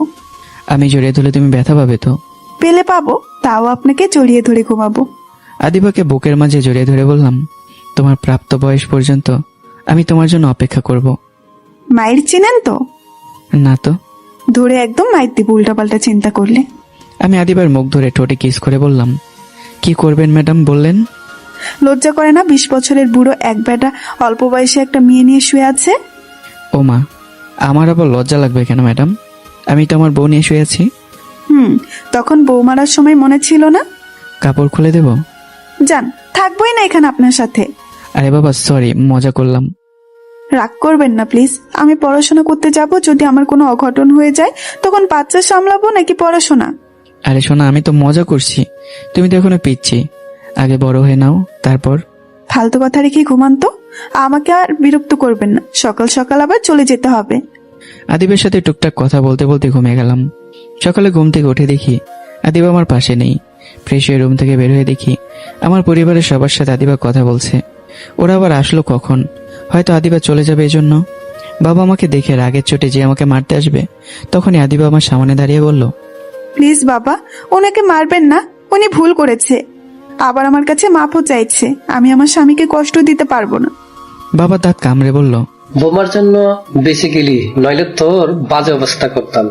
সবকিছু রেডি করে আদিবা গাড়িতে গিয়ে বসলো। সবার কাছ থেকে বিদায় নিয়ে আদিবা আমার দিকে তাকিয়ে আছে, কোনো কথা বলছে না, তবে ওর চোখ থেকে জল গড়িয়ে পড়ছে। আমি তাড়াতাড়ি আদিবার সামনে গিয়ে চোখের পানি মুছে বললাম, কান্না করো না, কিছু পেতে হলে কিছু প্রিয় জিনিস ছাড়তে হয়। যাও গিয়ে মন দিয়ে পড়াশোনা করো, আমি সবসময় তোমার পাশে আছি। তবে এই অল্প সময়ে আমার ভেতরে যে ভালোবাসা দেখলে, এটা খাঁটি ছিল। হতেও তো পারে আমাদের আবার দেখা হলে তুমি তোমার মতো চলে যাবে আর আমি আমার মতো। জানো আদিবা, টাকাওয়ালা মানুষগুলো খুব অহংকারী, আমি চাই না তুমি ওদের মতো হও। Best of luck, I love you. Adiba আমার কপালে চুমু দিয়ে বলল, আপনিও ভালো থাকবেন, আর ওই ডাইনের কাছে গেলে কিন্তু কাঁচা চিবিয়ে খেয়ে ফেলবো, মনে রাখবেন। আদিবা চলে যাওয়ার পর আমারও মন খারাপ হয়ে গেল। আমি চলে যেতে শুরু করলাম। পিছন থেকে সবাই আমাকে ডেকেই চলেছে, কিন্তু আমি হাঁটতে লাগলাম।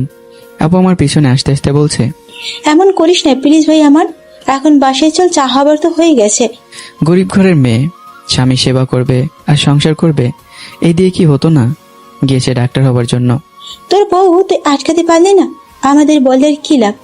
আর ডাক্তার হলে তো তোর মুখ উজ্জ্বল হবে, তখন বলতে পারবি আমার বউ সরকারি চাকরি করে। ভালো লাগছে না। আপু আমার হাত ধরে বলল, বাসায় চল, ভালো লাগবে। চল না আপু, কোথা থেকে ঘুরে আসি। যাওয়া যায়, তবে টাকা তোর।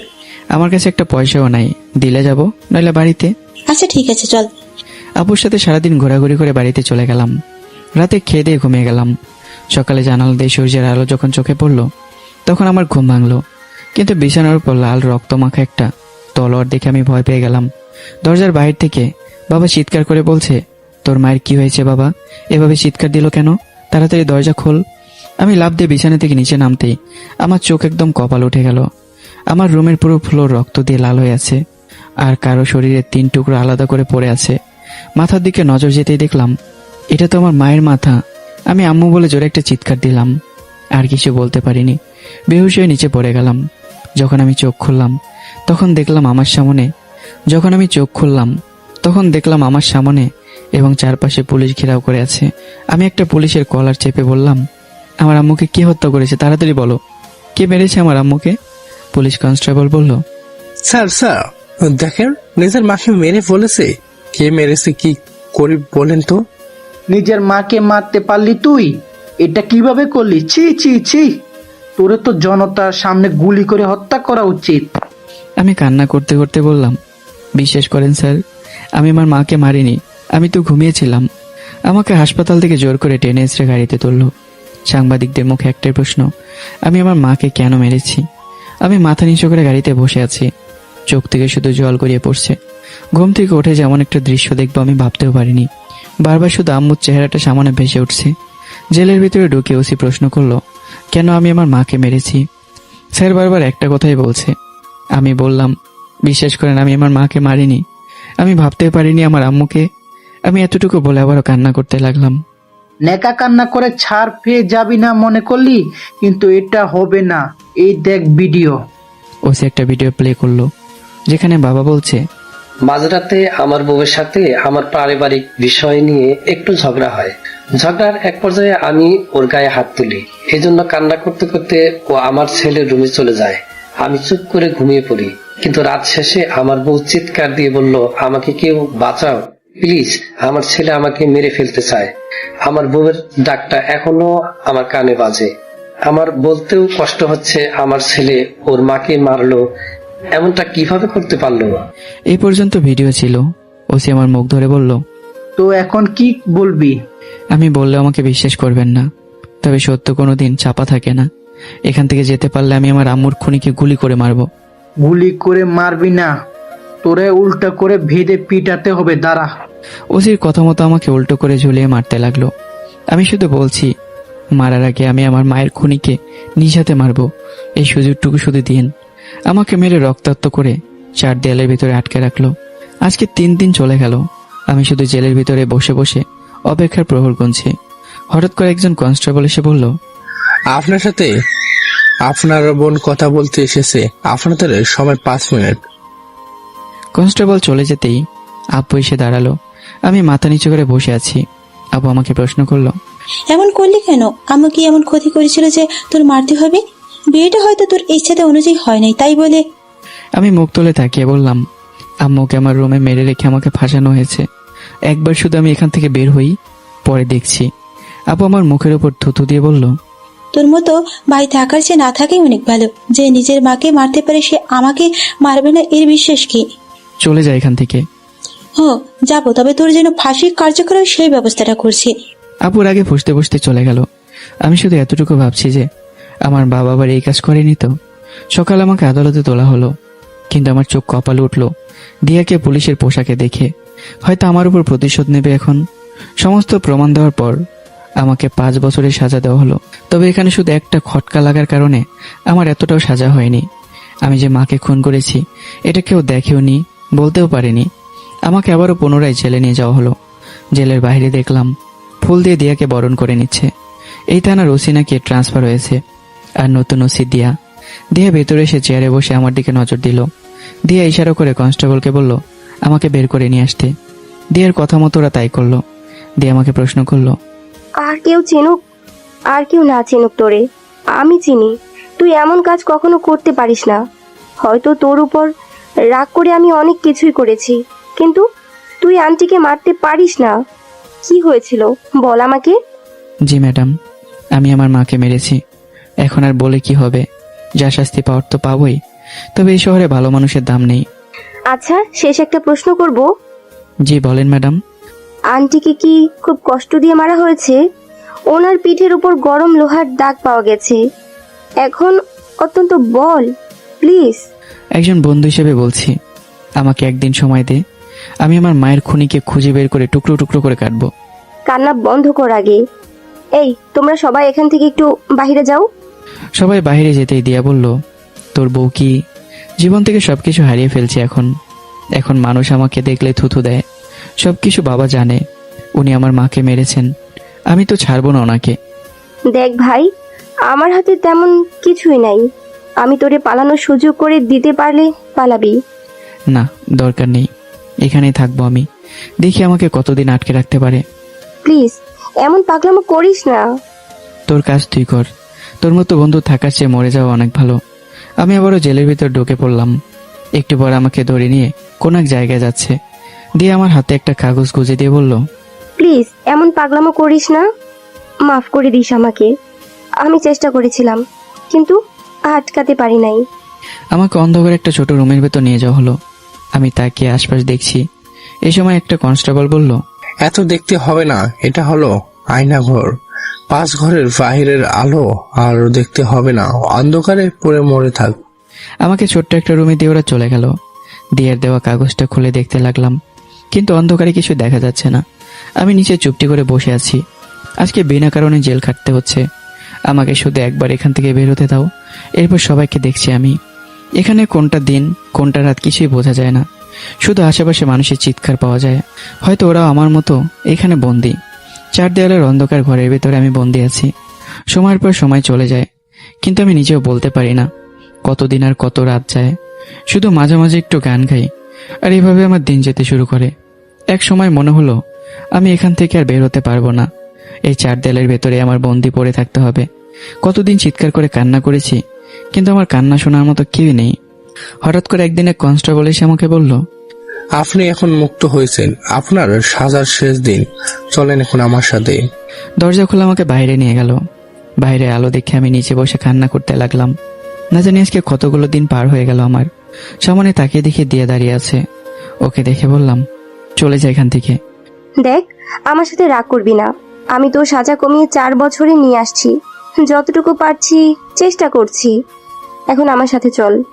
আগে ওই কুত্তার বাচ্চার মাথা আলাদা করব, তারপর আমার শান্তি হবে। পাগল হলি তুই? মাত্র জেল থেকে বের হলি, এখন উল্টো পাল্টা কথা বলিস না। আর তোরে চেনাই যাচ্ছে না। দাড়ি না কাটার কারণে তোরে একজন জঙ্গির মতো লাগছে। তুই এতদিন পরে শিখে আমাকে দিয়ে আমার হাত ধরে টেনে তুলে বলল, চুপচাপ আমার বাসায় চল, কোনো কথা বলবি না। কথা বললে তোর খবর আছে। দিয়ে আমাকে ছোট্ট একটা ফ্ল্যাটে নিয়ে গেল। ভেতরে যেতেই দেখলাম আমার সমবয়সী একটা ছেলে ভেতরে পিচ্ছে একটা মেয়ের সাথে খেলা করছে। দিয়া বলল, পরিচিত হয়ে নেই, এ হলো আমার হাজবেন্ড আর আমার মেয়ে। দিয়ার হাজবেন্ড দাঁড়িয়ে বলল, এটাই তোমার বেস্ট ফ্রেন্ড, যাকে ছাড়ানোর জন্য তুমি এত কষ্ট করেছো। যাক ব্রো, কাপড় রাখা আছে, গোসল করে ফ্রেশ হয়ে নাও। দিয়ে আমাকে নতুন একটা কাপড় দিয়ে ওয়াশরুম দেখিয়ে দিল। আমি গোসল করে রেডি হয়ে বের হলাম। আমাকে দেখে দিয়া বলল, টেবিলে বস, খাবার দিচ্ছি।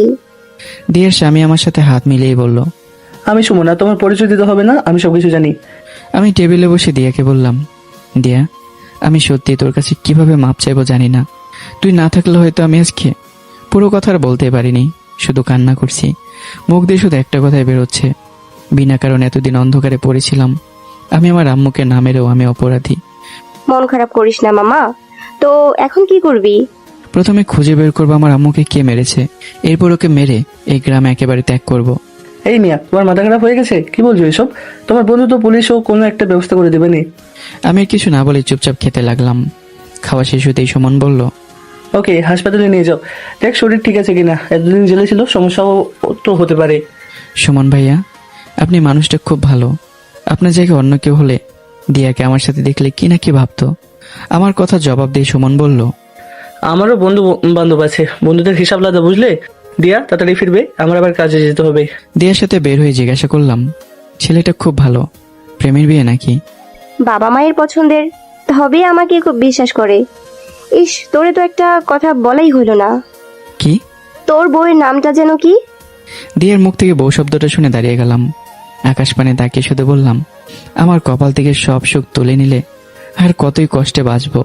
তিলে তিলে এখন শেষ হয়ে যাচ্ছে আমি। আমার যে একটা বউ ছিল, আমি এটাও জানি না, ভুলেই গেছি। মন খারাপ করলি? আমি চোখের পানি মুছে বললাম, মন খারাপ করব কেন? তবে এখন শুধু আফসোস করি যে আমার জীবন থেকে এতগুলো বছর হারিয়ে গেল। এক কথা আর কতবার বলবি? বাদ দে। তোর বউয়ের নামটা বললি না যে? আদিবা। ও আদিবা চৌধুরী, ইনি তাহলে সেই মেয়ে? আমি ভাবতেও পারি নাই এটাই সেই মেয়ে। আদিবা, বুঝলাম না তোর কথার মানে। হাসপাতালে গেলেই সবকিছু বুঝতে পারবি। দিয়ে একটা হেল্প করবি? চেষ্টা করব। কিছু টাকা দিবি আমাকে ব্যবসা করার মতো? তবে আমি একা পারবো না, তুই আমার সাথে শেয়ারে থাকবি। গ্রাম এলাকায় আবার ব্যবসা? জেলে বসে বসে এসব চিন্তা করলি বুঝি? তবে যদি আমাকে লাভ দেখাতে পারিস তাহলে আমি তোর ভাইয়ের সাথে এই বিষয়ে কথা বলবো। এখন তুই গিয়ে সিরিয়াল কেটে লাইনে দাঁড়িয়ে থাক, আমি একটা কাজ শেষ করে আসছি। এই গ্রাম এলাকায় আবার সিরিয়াল? শহরের বড় ডাক্তার এসেছে এখানে, এজন্য। আর সাবধান, আবার ঝামেলা করিস না, আমি জানি ঝামেলা হবে। আমি একটা কাজে যাব আর আসবো, সেই পর্যন্ত অপেক্ষা কর। দিয়ে আর কিছু না বলে চলে গেল। আমি হাসপাতালের ভিতরে যেতেই একটা ছেলে এসে বলল, কি ভাই, সিরিয়াল লাগবে নাকি? হ্যাঁ লাগবে। ছেলেটা একটা কাগজ দিয়ে বলল, আপনি 10 নাম্বার সিরিয়ালে আছেন, কিছুক্ষণ বসেন, আপনাকে পরে ডাকা হবে। আমি পাশের একটা চেয়ারে গিয়ে বসলাম। ইস, আমার সেই পিচ্ছে আদিবা হয়তো ডাক্তার হয়েছে। আচ্ছা, ও কি ডক্টর হয়েছে নাকি পড়াশোনা ছেড়ে দিয়েছে কি জানি।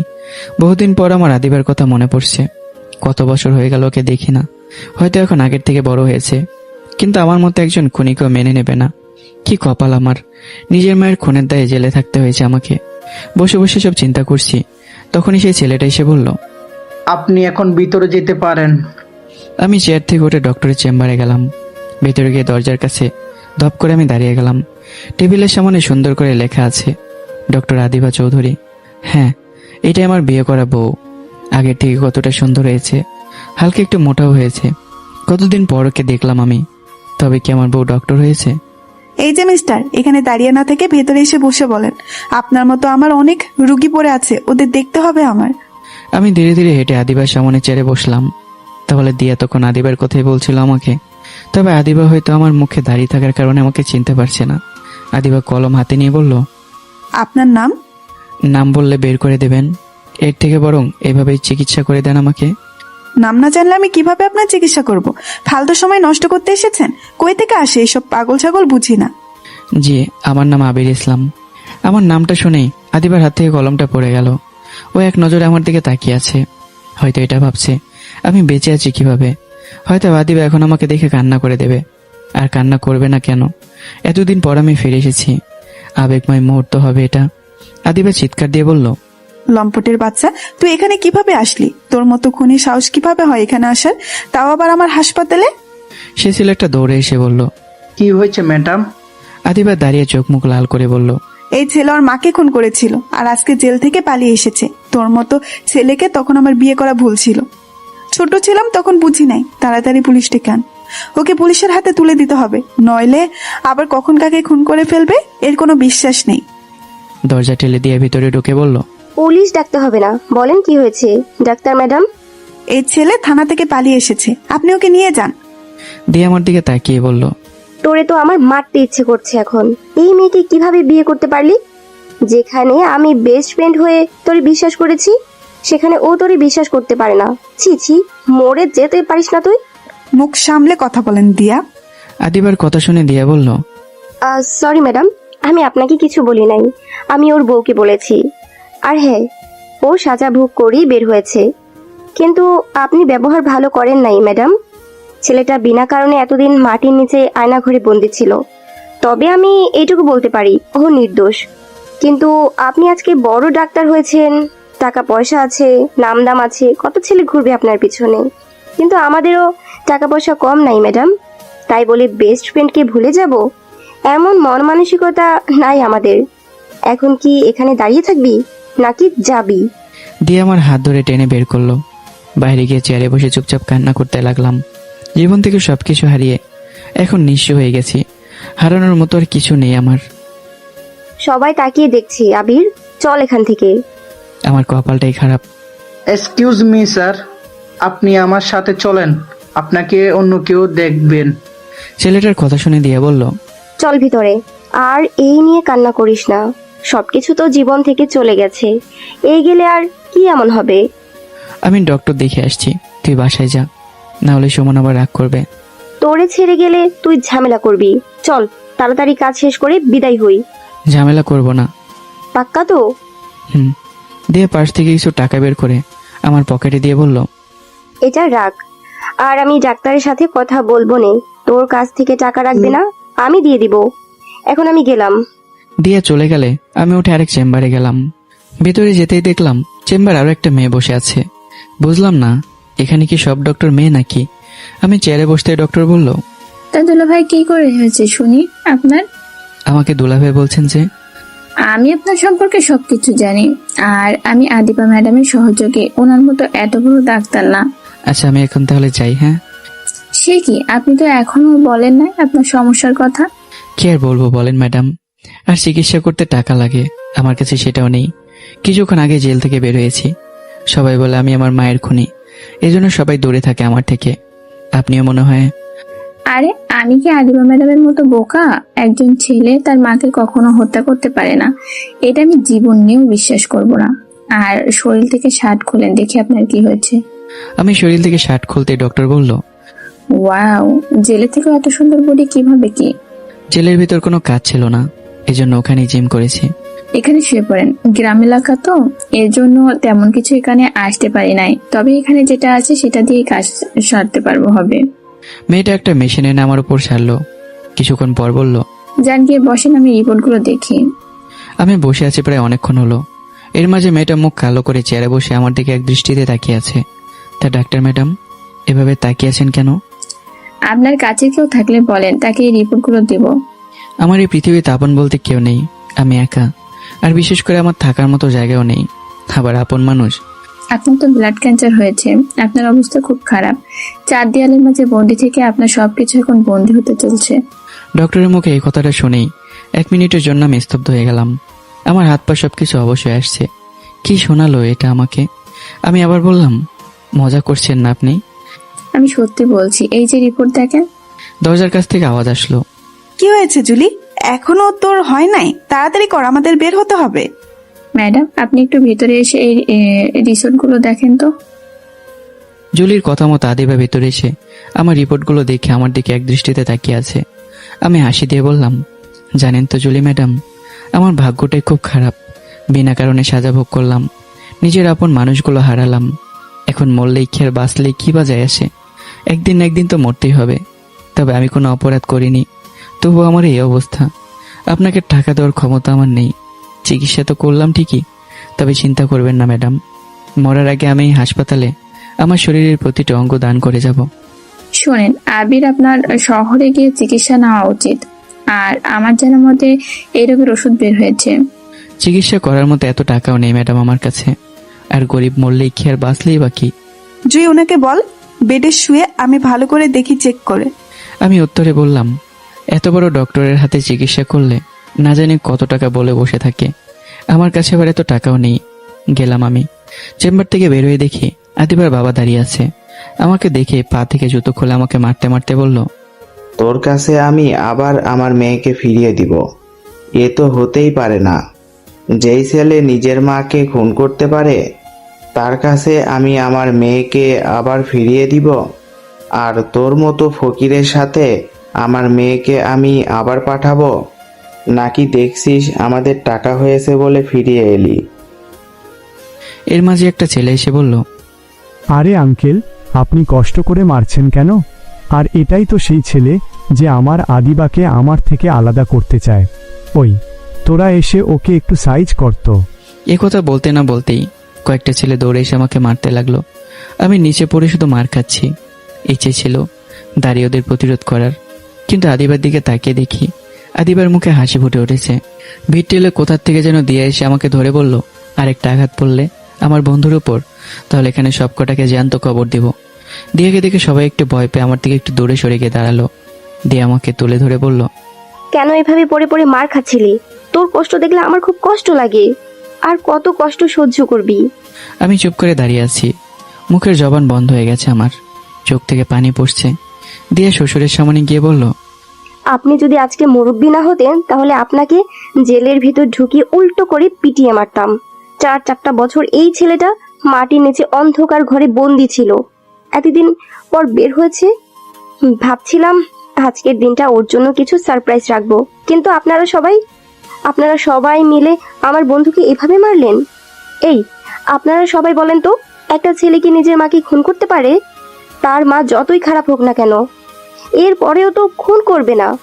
আমি আজকের এই থানার ওসি, এরপরে ওকে নির্দোষ প্রমাণিত করতে পারি নাই। আপনারা সবাই সুখে থাকেন, এটাই দোয়া করি। আর আমার বন্ধু আপনার মেয়ের জন্য এখানে আসে নাই আঙ্কেল। ও জানে এখন ও একা। একটা কথা মনে রাখবেন, টাকা সুখ এনে দিতে পারে না। এই গ্রামে আমারও টাকা কম নেই স্যার, কিন্তু টাকার ভিতরে সুখ খুঁজে পাই না। আর এই যে দেখেন আমার বেস্ট ফ্রেন্ড, ওকে এখনো আমি সবসময় বাঁচাই। জুই দৌড়ে এসে বলল, আপু, ওকে আমি শহরে নিয়ে গিয়ে ভালো করব আর ভালো একটা চাকরি দিব। দিয়ে অবাক হয়ে বলল, ওর আবার কি হয়েছে যে ওকে শহরে নিয়ে ভালো ডাক্তার দেখাতে হবে? জুই কিছু বলার আগে আমি দিয়ার হাত ধরে বললাম, চল এখান থেকে, আমার ভালো লাগছে না। ম্যাডাম, আপনার বেস্ট ফ্রেন্ডের ব্লাড ক্যান্সার, খুব গুরুতর অবস্থা, এই জন্য বললাম যে। দিয়ে এবার নিচে বসেই বলল, আমার বাসায় আর কখনো যাবি না। মরা যদি এত ইচ্ছে থাকে, তাহলে রাস্তায় গিয়ে পড়ে মর, যা। যে ছেলেটা আমাকে মেরেছিল সেই ছেলেটা বলল, এসব নাটক হাসপাতালে না করে বাসায় যা, গিয়ে মর বাঁচ, তোদের বিষয়।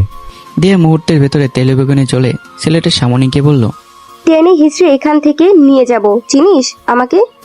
আদিবা ছেলেটার পাশে দাঁড়িয়ে বলল, ও আমার বয়ফ্রেন্ড, আর আপনারা তো ক্ষমতা নাই আমার সামনে আমার বয়ফ্রেন্ড এখান থেকে নিয়ে যাবেন। আমি দেয়ার হাত ধরে বললাম, চল এখান থেকে, আমার জন্য আজকে কতগুলো রোগী ফিরে যাবে, ওদের সময় নষ্ট না করে বাসায় যাই চল। হাসপাতালের বাইরে যেতে দিয়া বলল, তোর এত বড় অসুখ আর আমাকে বললি না? বলবো কি আমি নিজেও জানি না। দিয়া শেষবারের মতো আমাকে একটা উপকার করবে? আমি তোরে বলি তোর কি করতে হবে। আমি চিন্তা ভাবনা করে দেখলাম, যদি আমরা বাজারে একটা হোটেল খুলি ভালো হবে না? সুমন আর তুই সামলাতে পারবি না? আমি জায়গা দেখে আসছি, যদি এখন তুই রাজি থাকিস তো কনফার্ম করব। আমার কাছে এত টাকা নেই। আরে তোর টাকা দিতে হবে না, আমি সব ব্যবস্থা করে দিব, পরে শুধু আমাকে দিয়ে দিস। ওকে, তুই আজকে বিকেলে গ্রামের সবাইকে একটু ডেকে একসাথে করবি। কেন? তোর যেটা বললাম সেটা কর, আর পিস্তলটা লাগবে আমার। আমার চাকরি খেতে চাস? গুলি করব না, শুধু ভয় দেখাবো। আচ্ছা এই নে, বাসার ভেতরে চল এখন। আমার বাড়ি থাকতে আমি তোর বাড়ি যাব কেন? এখন এক জায়গায় যেতে হবে। যা ইচ্ছে তাই কর তুই, আমি আটকাবো না। আর আমি বললেও তুই শুনবি, বিশেষ করে তোর যে ক্যান্সার। জীবন আছেই কি আর যাবেই বা কি? মরার আগের দিন হাসপাতালে সবকিছু দান করে দেব। আমি দিয়াকে আর কিছু না বলে রাস্তা দিয়ে হাঁটতে লাগলাম। কেন জানি আজকে নিজেকে খুব বড় একা মনে হচ্ছে।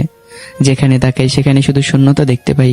ভেবেছিলাম যা হয়েছে তা তো হয়েই গেছে, জীবনটা আবার নতুন করে শুরু করব, কিন্তু শুরু করার আগেই শেষ হয়ে গেল। এদিক ওদিক ঘুরতে ঘুরতে অনেক বেলা হয়ে গেল। এই যে আবির ভাইয়া শোনেন। আমি পেছনে তাকিয়ে দেখি জুলি গাড়ির সামনে দাঁড়িয়ে আছে, আর জুলির থেকে একটু দূরে আদিবা দাঁড়িয়ে আছে। আজকে কেন জানি মনে হলো আমার আদিবার সামনে যাওয়াটা ঠিক হবে না, অযথা অপমানিত হয়ে লাভ আছে, এর থেকে আমি চলে যাই বরং। প্লিজ ভাইয়া একটু শুনেন না, এই রোদের মাঝে দাঁড়িয়ে থাকতে ভালো লাগছে না। আমি এবার ওদের সামনে গিয়ে বললাম, কি হয়েছে বলুন, আমার আবার যেতে হবে। এই রোদের মাঝে আপনার থাকাটা উচিত নয়, এমনি আপনি ক্যান্সারের রোগী। আমাকে নিয়ে আপনারা তো চিন্তা করতে হবে না ডক্টর ম্যাডাম, আমি তো আরো অনেক আগে এই জীবনের মায়া ছেড়ে দিয়েছি, এখন কোনো মতে বেঁচে আছি শুধু। এখন বলেন কি হয়েছে? জুলি ফোনটা কানে নিয়ে বলল, কি হাসপাতালে সমস্যা হয়েছে? আচ্ছা ঠিক আছে, আমি এখনই আসছি। জুলি ফোন কেটে বলল, আদিবা আমার যেতে হবে, তুই উনাকে বলে দেখ গাড়ি ঠিক করতে পারিস কিনা। আবির সাহেব প্লিজ একটু হেল্প করবেন। জুলি একটা রিক্সা ডেকে চলে গেল। আমি আনমনে বললাম, এই রৌদ্রের মাঝে দাঁড়িয়ে থাকতে অনেকেরই শোভা পায় না, যদি কষ্ট হয় বাড়িতে চলে যান, আমি গাড়ি ঠিক করে বাসায় দিয়ে আসবো। সুরের তো আবার অভাব নেই, জেলের ভেতরে বসে বসে মানুষের চরিত্র খারাপ হয় আবার ভালোও হয়, আর খুনির চরিত্রই বা কি ভালো হতে পারে? আচ্ছা ঠিক আছে ম্যাডাম, আমি মানলাম আমি খারাপ, আপনি ভালো মানুষ। এখন বলেন কি হয়েছে, দেখি আমি ঠিক করতে পারি কিনা। গাড়ি স্টার্ট নিচ্ছে না। আমি গাড়ির সামনে গিয়ে খুলে দেখতে লাগলাম। হঠাৎ করে আমি কাশতে লাগলাম, কিন্তু নিচে থুতু দিতে গিয়ে দেখি মুখ থেকে রক্ত বেরোচ্ছে। আদিবা অবাক চোখে আমার দিকে তাকিয়ে আছে। দোকান থেকে একটা পানির বোতল কিনে কুলি করতে লাগলাম, কিন্তু মুখের পানি লাল হয়ে গেছে, শরীরটাও দুর্বল হয়ে গেছে। তব করে নিচে বসে বোতলের পুরো পানিটা মাথার উপর ঢেলে দিলাম। চোখের সামনে আমি আমার মৃত্যু দেখতে পারছি। আপনার এখন হাসপাতালে যাওয়া উচিত। আমি দাঁড়িয়ে আবার গাড়ি ঠিক করে মনোযোগ দিলাম, সবকিছু চেক করে বললাম, এখন যান, আশা করি সমস্যা হবে না। আপনি অসুস্থ, আমার সাথে হাসপাতালে চলেন। আমার চিন্তা করতে হবে না ম্যাডাম আপনার, আমি মরলেই কি আর বাঁচলেই বা কি, আমার জন্য কষ্ট পাবে এমন কেউ নেই। তবে ছিল একজন, আমার পিচ্ছি বউ, সময় থাকতে আমি ওকে মূল্য দেইনি।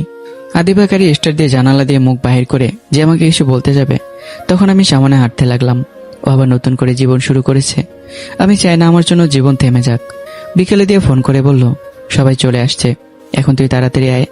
আমি পিস্তল পুরো লোড করে চলে গেলাম। ঠিকানা অনুযায়ী গিয়ে দেখি আমাদের গ্রামে সবাই এসেছে, তবে সবাই শুধু আমাকে দেখে থুতু দিয়ে বলছে, ছি ছি, নিজের মাকে কেউ কিভাবে খুন করতে পারে? ওকে তো এই গ্রাম থেকে বের করে দেওয়া উচিত। মেম্বার সাহেব, আপনি কি বলেন? বাবা চেয়ারে বসেই বলল, আমিও তাই চিন্তা করছি।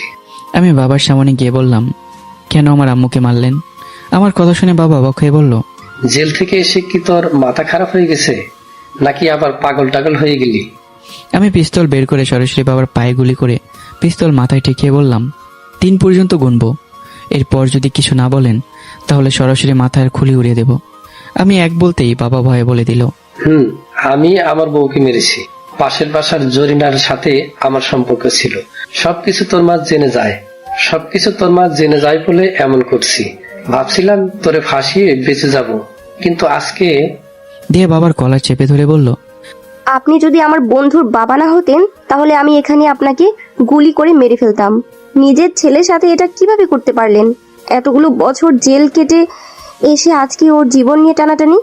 জানেন তো ক্যান্সারের রোগী বাঁচতেও পারে আবার নাও পারে। ছেলেটার জীবন পুরোটাই ধ্বংস করে দিলেন। এই ওনাকে নিয়ে যান। বাবাকে নিয়ে যাওয়ার পর দিয়ে আমার হাত ধরে বলল, প্লিজ মামা, কান্না করিস না। আমি আমার সবটা দিয়ে চেষ্টা করব তোকে বাঁচানোর জন্য। আর গ্রামের মানুষগণ এখন অত্যন্ত কেউ ওকে খুনি বলবেন না। আপনাদের কাছে হাত জোর করে মাপ চাইছি। এক এক করে গ্রামের সকল মানুষজন চলে গেল। শুধু আমার চেনা জানা গ্রামের কয়েকটা মুখ দেখা যাচ্ছে, তারা আমার খুব অতি পরিচিত। জুলি ধীরে ধীরে হেঁটে আমার সামনে এসে বলল, ম্যাডাম আপনার সাথে কিছুক্ষণ কথা বলতে চাই। কখনো দেখেছেন ধনী করে ছেলেমেয়েরা রাস্তায় এসেছে থেকেছে? কখনো না। মানুষ যখন ধনী হয় তখন সবকিছু ভুলে যায়। আপনার ম্যাডামের সাথে আমার কথা ছিল, ওনার প্রাপ্ত বয়স হলে যেন আমি ওনাকে ডিভোর্স দিয়ে দিই। ওনাকে চিন্তা করতে বলবেন না, পেয়ে যাবে। তবে এখন আমার কাছে টাকার সমস্যা, হাতে টাকা হলে অবশ্যই ডিভোর্স দিয়ে দেবো বলবেন। দিয়া আপু, ওনাকে বলেন না একটু হাসপাতালে যেতে, আমি ওনাকে আবার পরীক্ষা করব। ছেলেটার সাথে আর কত বলেন? দেখি একদম অসহ্য লাগে। আজকে আমি যদি ওর পাশে না থাকতাম তাহলে ও আত্মহত্যা করে ফেলতো। আর ও মরলেই কি বাঁচলেই কি, আপনার তো এতে কিচ্ছু যায় আসে না। হাসপাতালে সেই ছেলেটা বাইক নিয়ে আদিবার সামনে গিয়ে বলল, বেবি, কি হয়েছে? এখানে দাঁড়িয়ে আছো কেন? এই ছেলে আবার তোমার কিছু করে নাই তো? জুলি চোখ গরম করে ছেলেটার দিকে তাকিয়ে বলল, অসময়ে বিরক্ত না করলে খুশি হতাম। ফালতু কাজ কাম নাই, সারাদিন শুধু ম্যাডামের পাশে ঘুরঘুর। ছেলেটা আদিবার হাত ধরে বাইকের পেছনে তুলে বলল, চল নদীর সামনে গিয়ে হাওয়া খেয়ে আসি। আদিবা ছেলেটার কথা একটু প্রতিরোধ না করে ছেলেটার পিছনে বসে ওকে জড়িয়ে ধরে চলে গেল। এটা দেখে আমার বুকের ভেতর মোচড় দিয়ে উঠল। আদিবা যেতে দিয়া বলল, থাক, মন খারাপ করিস না। মন খারাপ করার কি আছে, কপালে যা ছিল তাই হয়েছে। ভাই, আমি আপনাকে একটা প্রশ্ন জিজ্ঞাসা করব? না, এখন আমার ভালো লাগছে না। ভালো না লাগলেও আমার বলতে হবে। আদিবা ম্যাডামের বয়ফ্রেন্ড আমাকে বাজে প্রস্তাব দিয়েছিল, কিন্তু উনি ম্যাডামের বয়ফ্রেন্ড বলে আমি কিছু বলি নাই। ওনার চরিত্র এতটাও ভালো না। আপনি কয়েকদিন পর ওকে আমি ডিভোর্স দেব, এই জন্য এখন ওর কথা আমি শুনতে চাই না। দিয়া চল। দিয়াকে নিয়ে আমার বাসায় চলে গেলাম। বাবা জেলে যাওয়ার কারণে পুরো বাসাটা আজকে খালি। দিয়াকে বিদায় করে বিছানায় শুয়ে একটা ঘুম দিলাম। ঘুম ভাঙলো দরজায় খটখট আওয়াজের শব্দে। আমি দরজা খুলে দেখি জুলি দাঁড়িয়ে আছে। ও আবার আমার বাসা চিনল কিভাবে? জুলি আমাকে দেখেই বলল, কে বা কারা কেন ম্যাডামকে কিডন্যাপ করে নিয়ে গেছে? বলেছে 1 কোটি টাকা না দিয়ে ওনাকে মেরে ফেলবেন। কি করব না করব কিছুই বুঝতে পারছি না। শেষে উপায় না পেয়ে আপনার কাছে আসছি। ম্যাডামের বাবা মা খুব কান্না করছে। তো আমি কি করব? ও তো আর আমাকে চায় না। জুলি আমার হাত চেপে ধরে বলল, আমি এখনো জানি আপনি ম্যাডামকে কত ভালোবাসেন। আপনার চোখে ওনার জন্য ভালোবাসা দেখেছি আমি। যদি রেগে একটা কথা বলেন তাহলে ঠিক আছে। আপনার বিষয় একদিকে রেখে এই গ্রামের মানুষের কথা চিন্তা করেন যারা বিনামূল্যে চিকিৎসা পাচ্ছে। আদিবা ম্যাডামের কিছু হয়ে গেলে আপনি থাকতে পারবেন তো? আর গ্রামবাসীর কি হবে? কখন নিয়ে গেছে জানি না, তবে ফোনে আদিবা ম্যাডাম কান্না করে এই কথাগুলো বলছিল। জুলির কাছ থেকে ফোনটা নিয়ে দিয়াকে কল দিলাম। দিয়ে আমার কণ্ঠ শুনেই বলল, তোর কিছু বলতে হবে না, আমি চেষ্টা করছি। আদিবার বাবা এসেছিল এখানে। তুই বাসায় থাক, বের হবার দরকার নেই। আমি দেখছি কি করা যায়। ভালোই তো বললি, আমার বউ কিডন্যাপ হয়েছে আর আমি বসে থাকবো? তুই ওকে বউ মানলে আদিবা কি তোরে মানে? কার জন্য এত কষ্ট করবি? যাকে ভালোবাসি তার জন্য সারা বছর কেন, সারা জীবন কষ্ট করতেও রাজি আছি। শুধু তার মুখে একটু হাসি দেখলেই হবে। মরেই তো যাবো 2 দিন পর, কিন্তু আদিবার কিছু হতে দেব না। তুই আমাকে একটা বৌমার ব্যবস্থা করে দে। তোরে বাসায় তালা লাগিয়ে দেওয়া উচিত ছিল, ভুল হয়েছে আমার। প্লিজ ভাই, পাগলামো। আমি ফোন কেটে জুলির হাতে ওর ফোন দিয়ে বললাম, ওদের সাথে যোগাযোগ করতে পারবে আমার? পারবো ভাইয়া, আপনি আমার সাথে চলুন। আমি জুলির পিছন পিছন যেতে লাগলাম। আদিবার বাসার সামনে গিয়ে দেখি ওর আম্মু কান্না করছে। বিষয়টা আমার কাছে খুব খারাপ লাগলো। আদিবার আম্মু এগিয়ে এসে আমার হাত ধরে বলল, প্লিজ বাবা, আমার মেয়েকে ফিরিয়ে দাও। আমারই ভুল ছিল, এতদিন তুমি আসামির তোমাকে। থাক আম্মা, বাদ দেন এসব পুরনো কথা। এসব কথা বলার কি লাভ হবে? এখন বলেন কোথায় টাকা নিয়ে যেতে হবে? আমার কথা শুনে উনি আমাকে একটা ঠিকানা দিয়ে বলল, যেখানে যেকে বলেছে তুমি গেলেই নাকি ওকে ছেড়ে দেবে। আমি আদিবার আম্মার কথা বোকার মতো বিশ্বাস করে নিলাম। সবকিছু ফেলে তাড়াতাড়ি দৌড়াতে লাগলাম। ঠিকানা অনুযায়ী যেতেই একটা ছেলে এগিয়ে এসে বলল, চলেন আমার সাথে। ছেলেটা আমাকে ভিতরে নিয়ে গেল। ভিতরে গিয়ে দেখি আদিবা ওর বয়ফ্রেন্ডের সাথে বসে আছে। এটা দেখে আমি আশ্চর্য হয়ে গেলাম। আমাকে দেখে আদিবার বয়ফ্রেন্ড হাসতে হাসতে বলল, এই ছেলে তো দেখি তোমাকে সত্যি সত্যি ভালোবাসে। একবার বলতেই এখানে কুকুরের মতো তোমাকে বাঁচাতে চলে এল। আদিবা দাঁড়িয়ে বলল, আমি পরীক্ষা করছিলাম তুই কি এখনো আগের মতোই আমাকে ভালোবাসিস। যাই হোক, চলেই আসলে যেহেতু বস এখানে, কিছু খেয়ে নেই। আর শোন, তোর টাকা পয়সা কিছু দিতে হবে না আমাকে, শুধু ডিভোর্স দিয়ে দে তাহলেই হবে। কি বলো শান্ত তুমি? আদিবার বয়ফ্রেন্ড শান্ত আমার সামনে দাঁড়িয়ে বলল, আদিবা ঠিক কথাই বলছে। ভাইয়া ভাইয়া, আমার বাসায় থাকতে একটু ভালো লাগে না, বাইরে যাব একটু ভাইয়া। সিঁড়ি দিয়ে নামতে নামতে শান্তকে এই কথাগুলো বলল একটা মেয়ে, হয়তো শান্তর বোন হবে। শান্তর বোন আমাকে দেখে বলল, এই ছেলেটা কে ভাইয়া? চিনলাম না তো। আর বলিস না, এই ছেলেটাই তোর ভাবিকে প্রতিদিন বিরক্ত করে। মেয়েটা যে এসে আমাকে চড় দিতে যাবে, তখন আমি ওর হাত শক্ত করে মোচড় দিলাম। মেয়েটা জোরে চিৎকার দিয়ে বলল, ইস ভাই, আমার হাতটা বুঝি ভেঙে গেল। আমি সাথে সাথে সবাইকে ভয় দেখিয়ে বললাম, এই বাসায় ঢোকার আগে কোনো এক জায়গায় বোম রেখে আসছি। যদি আমার সাথে উল্টাপাল্টা কিছু হয় তাহলে কিন্তু সবাইকে উড়িয়ে দেব। আর আমার আবার মরার এত চিন্তা নেই, কয়েকদিন পর তো মরেই যাব। সবাই এবার ভয় পেয়ে আমার থেকে দূরে দাঁড়িয়ে আছে। আদিবার দিকে তাকিয়ে বললাম, টাকা পেয়ে সব কিছু বলে গেলে? একটা কথা মাথায় রেখো আদিবা, প্রতিশোধ নিলে আমার একদিনও লাগবে না। কিন্তু প্রতিশোধ নেওয়ার মাঝে শান্তি নেই। আজকে যে নাটকটা করলে না, মনে থাকবে। আমি না হয় পর, কিন্তু তুমি তো আমাকে কাঁদাতে গিয়ে তোমার পরিবারকে কাঁদিয়েছ। এতটাই অহংকারী হয়ে গেলে কিভাবে আদিবা? আমি শান্তর বোনের হাত টান দিয়ে সোজা করে বললাম, সরি আপনার উপর রাগ প্রয়োগ করার জন্য। নেন, এখন চড় দেন, আমি কিছু মনে করব না। কিন্তু মেয়েটা আমাকে চড় না দিয়ে উল্টো আমার দিকে তাকিয়ে আছে। আমি আর কিছু না বলে চুপচাপ রুম থেকে বের হয়ে গেলাম। মায়া খুব অদ্ভুত জিনিস, তবে আমি কারো মায়ে পড়িনি। বহুদিন আগে একদিন বইয়ের মায়ে পড়েছিলাম, আর এখন ওই মায়া কাটিয়ে উঠতে পারিনি। বাসা থেকে বেরোয় কিছুটা দূরে যেতেই জুলি দৌড়ে এসে বলল, আবির কি হয়েছে? কি আর হবে, তোমার ম্যাডাম তার বয়ফ্রেন্ডের সাথে মিলে আমাকে বোকা বানিয়ে নিয়ে গেছে অপমানিত করার জন্য। জুলি রেগে বলল, এত বড় সাহস আদিবার? ও কি নিজেকে খুব বড় মনে করে? আজই আমি চলে যাব, আর থাকবো না এখানে। আমি জুলির কথায় কান না দিয়ে বাসায় চলে গেলাম। এতক্ষণ হয়তো খবর হয়ে গেছে আদিবাকে পাওয়া গেছে। সকালে দিয়ার সাথে হোটেলে সবকিছু গোছগাছ করতে শুরু করলাম। বিকেলে হোটেল উদ্বোধন করব। আবির, আমি চাইছি আমাদের গ্রামের ভালো কাউকে এনে এই হোটেলে উদ্বোধন করাবো, তুমি কি বলো? আমার আগে দিয়া বলল, আমার জানা মতে এই গ্রামে একজন ভালো মানুষ আছে, যিনি সবার চিকিৎসা বিনামূল্যে করেন। অহংকারী হোক আর যাই হোক, গ্রামে কারো কাছ থেকে 1 টাকাও নেয় না। কি বলিস আবির তুই? তোর যেটা ভালো মনে হয় তাই কর, আমি না করব না। আমি ভিতরে আসবো কি? দরজার কাছে গিয়ে দেখি জুলি দাঁড়িয়ে আছে। জুলিকে দেখে দিয়া বলল, তা আজকে এই গরিবের বাড়িতে কি মনে করে ডাক্তার ম্যাডাম? আমি আর ওনার সাথে কাজ করব না। 1 মাস একটু ঘোরাফেরা করে ঢাকায় চলে যাব।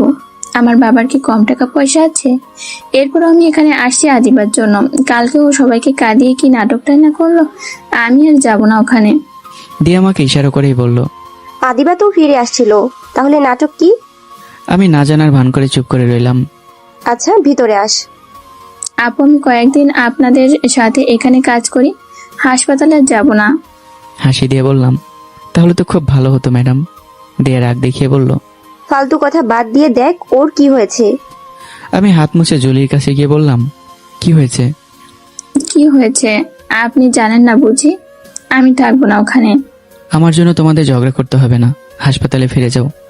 যাব না বলছি, যাব না তো। বাহির থেকে আওয়াজ আসলো, কে জুলি? আয় না, আমাদের দেরি হয়ে যাচ্ছে। হাসপাতালে অনেক রুগী আমাদের জন্য অপেক্ষা করছে। জুলি, বাইরে কি আদিবা দাঁড়িয়ে আছে? জুলি মাথা ঝাঁকিয়ে বলল, আচ্ছা বলো, তুমি এখানে কাজ করবে? বেশি কিছু না, শুধু আমাকে রান্না বান্নার কাজে সাহায্য করবে, আর তুমিও রান্নাটা শিখে যাবে। 1 পয়সা দেব, থাকবে? দিয়া বলল, আবির পাগল হলি তুই? ওকে ভুলে ভালে কি করতে চাস? আমি বললাম, আজকালকার মানুষগুলো খুব অহংকারী হয়ে গেছে, ওদের একটু শিক্ষা দিতে হবে। নিজের পাপের ফল এখন নিজেই পাবে। জুলিকে নিয়ে বের হয়ে দেখি বাইরে গাড়ির কাছে আদিবা দাঁড়িয়ে আছে। জুলিকে দেখে আদিবা বলল, প্লিজ বোন আমার, চল না, তোর পায়ে পড়ি, চল, আমাদের দেরি হয়ে যাচ্ছে। কে তোর সাথে যাবে? তোর কাজ তুই কি করগা। আমি এখানে 1 পয়সা বেতনের চাকরি পেয়েছি, চাকরি করব আর রান্না শিখবো, ডাক্তারি আর করব না। আবির সাহেব, এতদিন কিছু বলি নাই আমি, এখন কিন্তু আপনি আমার সাথে বেশি করছেন। হঠাৎ নিচে তাকিয়ে দেখলাম আদিবার পা কেটে রক্ত বেরোচ্ছে। আমি কোনো দিকে না তাকিয়ে আদিবার পায়ের কাছে বসলাম।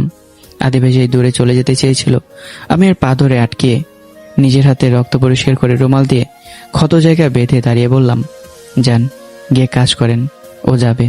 আর একটা কথা কি জানেন ম্যাডাম, আপনি হয়তো আমাকে অপমান করতে পারেন, কিন্তু আমি পারবো না। জানেন কেন পারবো না? আমার সময় ফুরিয়ে এসেছে, হয়তো কিছুদিন সময় আছে আমার কাছে। আজকেও মারা যেতে পারি, বিশ্বাস নেই। আপনাকে কষ্ট দিলে আমি নিজেও কষ্ট পাবো। ভেবেছিলাম কি জানেন, জেল থেকে বের হয়ে সুখে শান্তিতে সংসার করব, কিন্তু সব শেষ। সবকিছু মেনে যখন নিয়েছিলাম, তখন শুনি নিঃশ্বাসের শব্দও যেন শেষ হয়ে আসছে। জীবন থেকে সবকিছু হারিয়ে গেল। জুলি, আমাকে দেখে বলেন তো, আমার কি কোনো দিকে কম ছিল? আমি ছেলেটা কি পারফেক্ট ছিলাম না? এরপরে আমার জীবনের কাঁটা হঠাৎ করে থেমে যাবে? এই বয়সে কেই বা চাইবেন একটু বাঁচতে, কিন্তু আমি পারছি না। আমার জীবনের প্রাপ্ত বয়স আমি বিনা কারণে জেলে থেকে কাটিয়েছি, আর বাইরে এসে আমি আমার মৃত্যুর খবর শুনি। এই জীবন নিয়ে কে বাঁচতে চাইবে বলো? বুকের বাপাসে প্রতিদিন ব্যথা করে, কিন্তু কিছু বলি না। বললে কি হবে? আমার কাছে চিকিৎসা করার মতো কোনো টাকা নেই। ভাগ্যের কি নির্মম পরিহাস। দেখো, আমার মৃত্যুর খবর জেনেও আমার বউ আমাকে অপমান করে। মাঝে মাঝে চিৎকার করে কান্না করতে ইচ্ছে করে, কিন্তু পারি না। ছেলেদের কান্না করতে মানা আছে যে। বুকের ভিতরে যে আগুন জ্বলছে তা কাউকে দেখাতেও পারি না। মরার আগে মরে যেতে ইচ্ছে করে। কথাগুলো বলতে বলতে নিচে বসে কান্না করতে লাগলাম। আজ বলছি, জীবনটা এমন না হলে কি হতো? পরিবার হারিয়ে এখন বউ হারিয়েছি। এখন জীবনের হিসাব কোনোভাবে মিলাতে পারছি না। খুব হতভাগা আমি। দিয়ে আমার কাছে এসে আমার মাথা জড়িয়ে ধরে বলল, কান্না করিস না, আমি আছি তো তোর পাশে। বলছি না কিচ্ছু হবে না, এভাবে ভেঙে পড়িস না। কিছু কিছু মানুষের জীবন শেষ থেকেই শুরু হয়, তোরেও হয়তো তাই হবে। তুই না থাকলে আজকে হয়তো আমি মরে যেতাম। যে ছেলেটার পকেট ভর্তি টাকা থাকতো সবসময়, আজকে সেই ছেলেটা নিজের চিকিৎসা করানোর মতো টাকা পাচ্ছে না। পৃথিবীর নিয়ম খুব অদ্ভুত। দিয়ে আমাকে টেনে তুলে বলল, কান্না করিস না, সবকিছুর শেষ নাই, শুরু হবে। আর আদিবা ম্যাডাম বিকেলে একটু কষ্ট করে এসে আমাদের হোটেলটা উদ্বোধন করে দিবেন। ম্যাডাম, যখন আমাদের কাছে প্রিয় মানুষ থাকে তখন আমরা তার ভালোবাসা বুঝতে পারি না, কিন্তু যখন দূরে চলে যায় তখনই ঠিক বুঝতে পারি।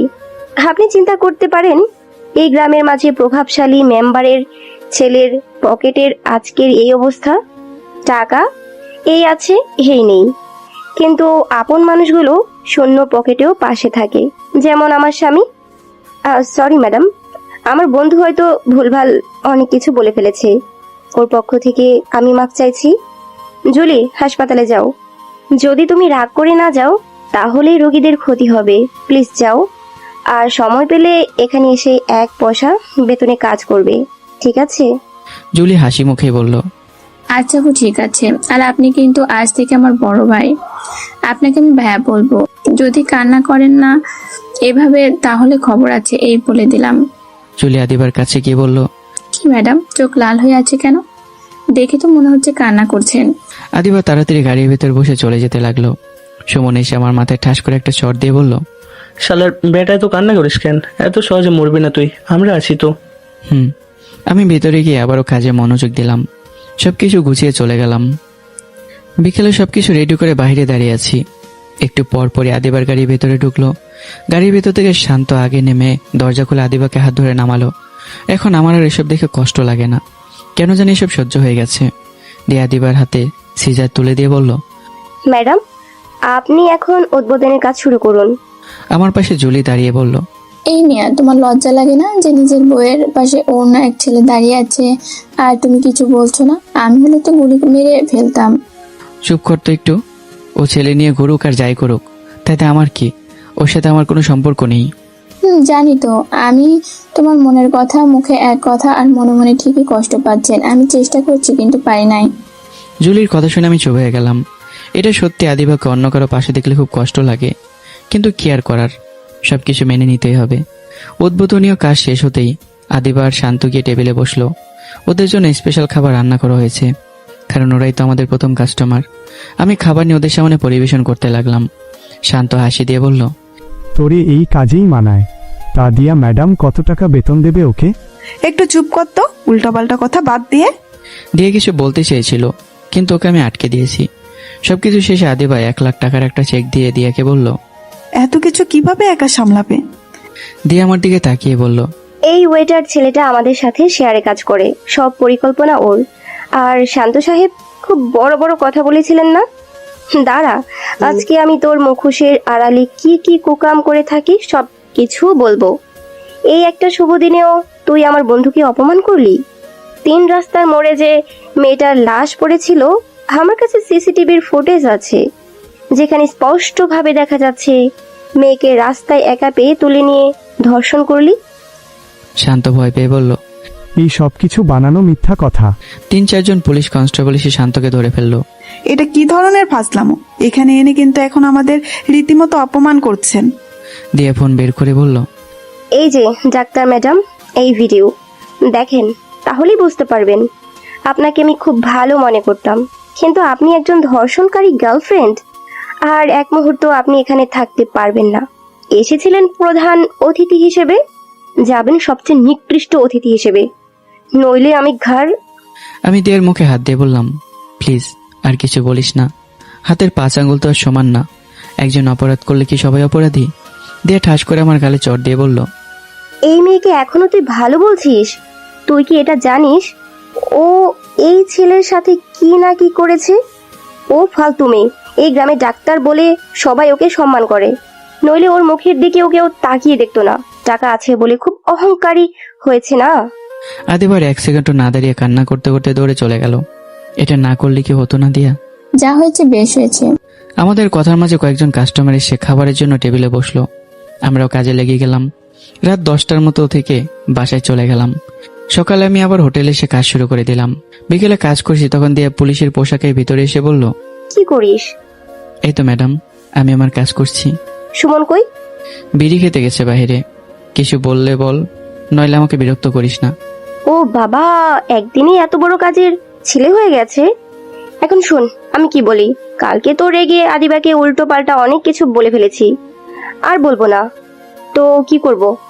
ও সব সময় তোরে অপমান করে। এত না পেঁচিয়ে সোজা বল।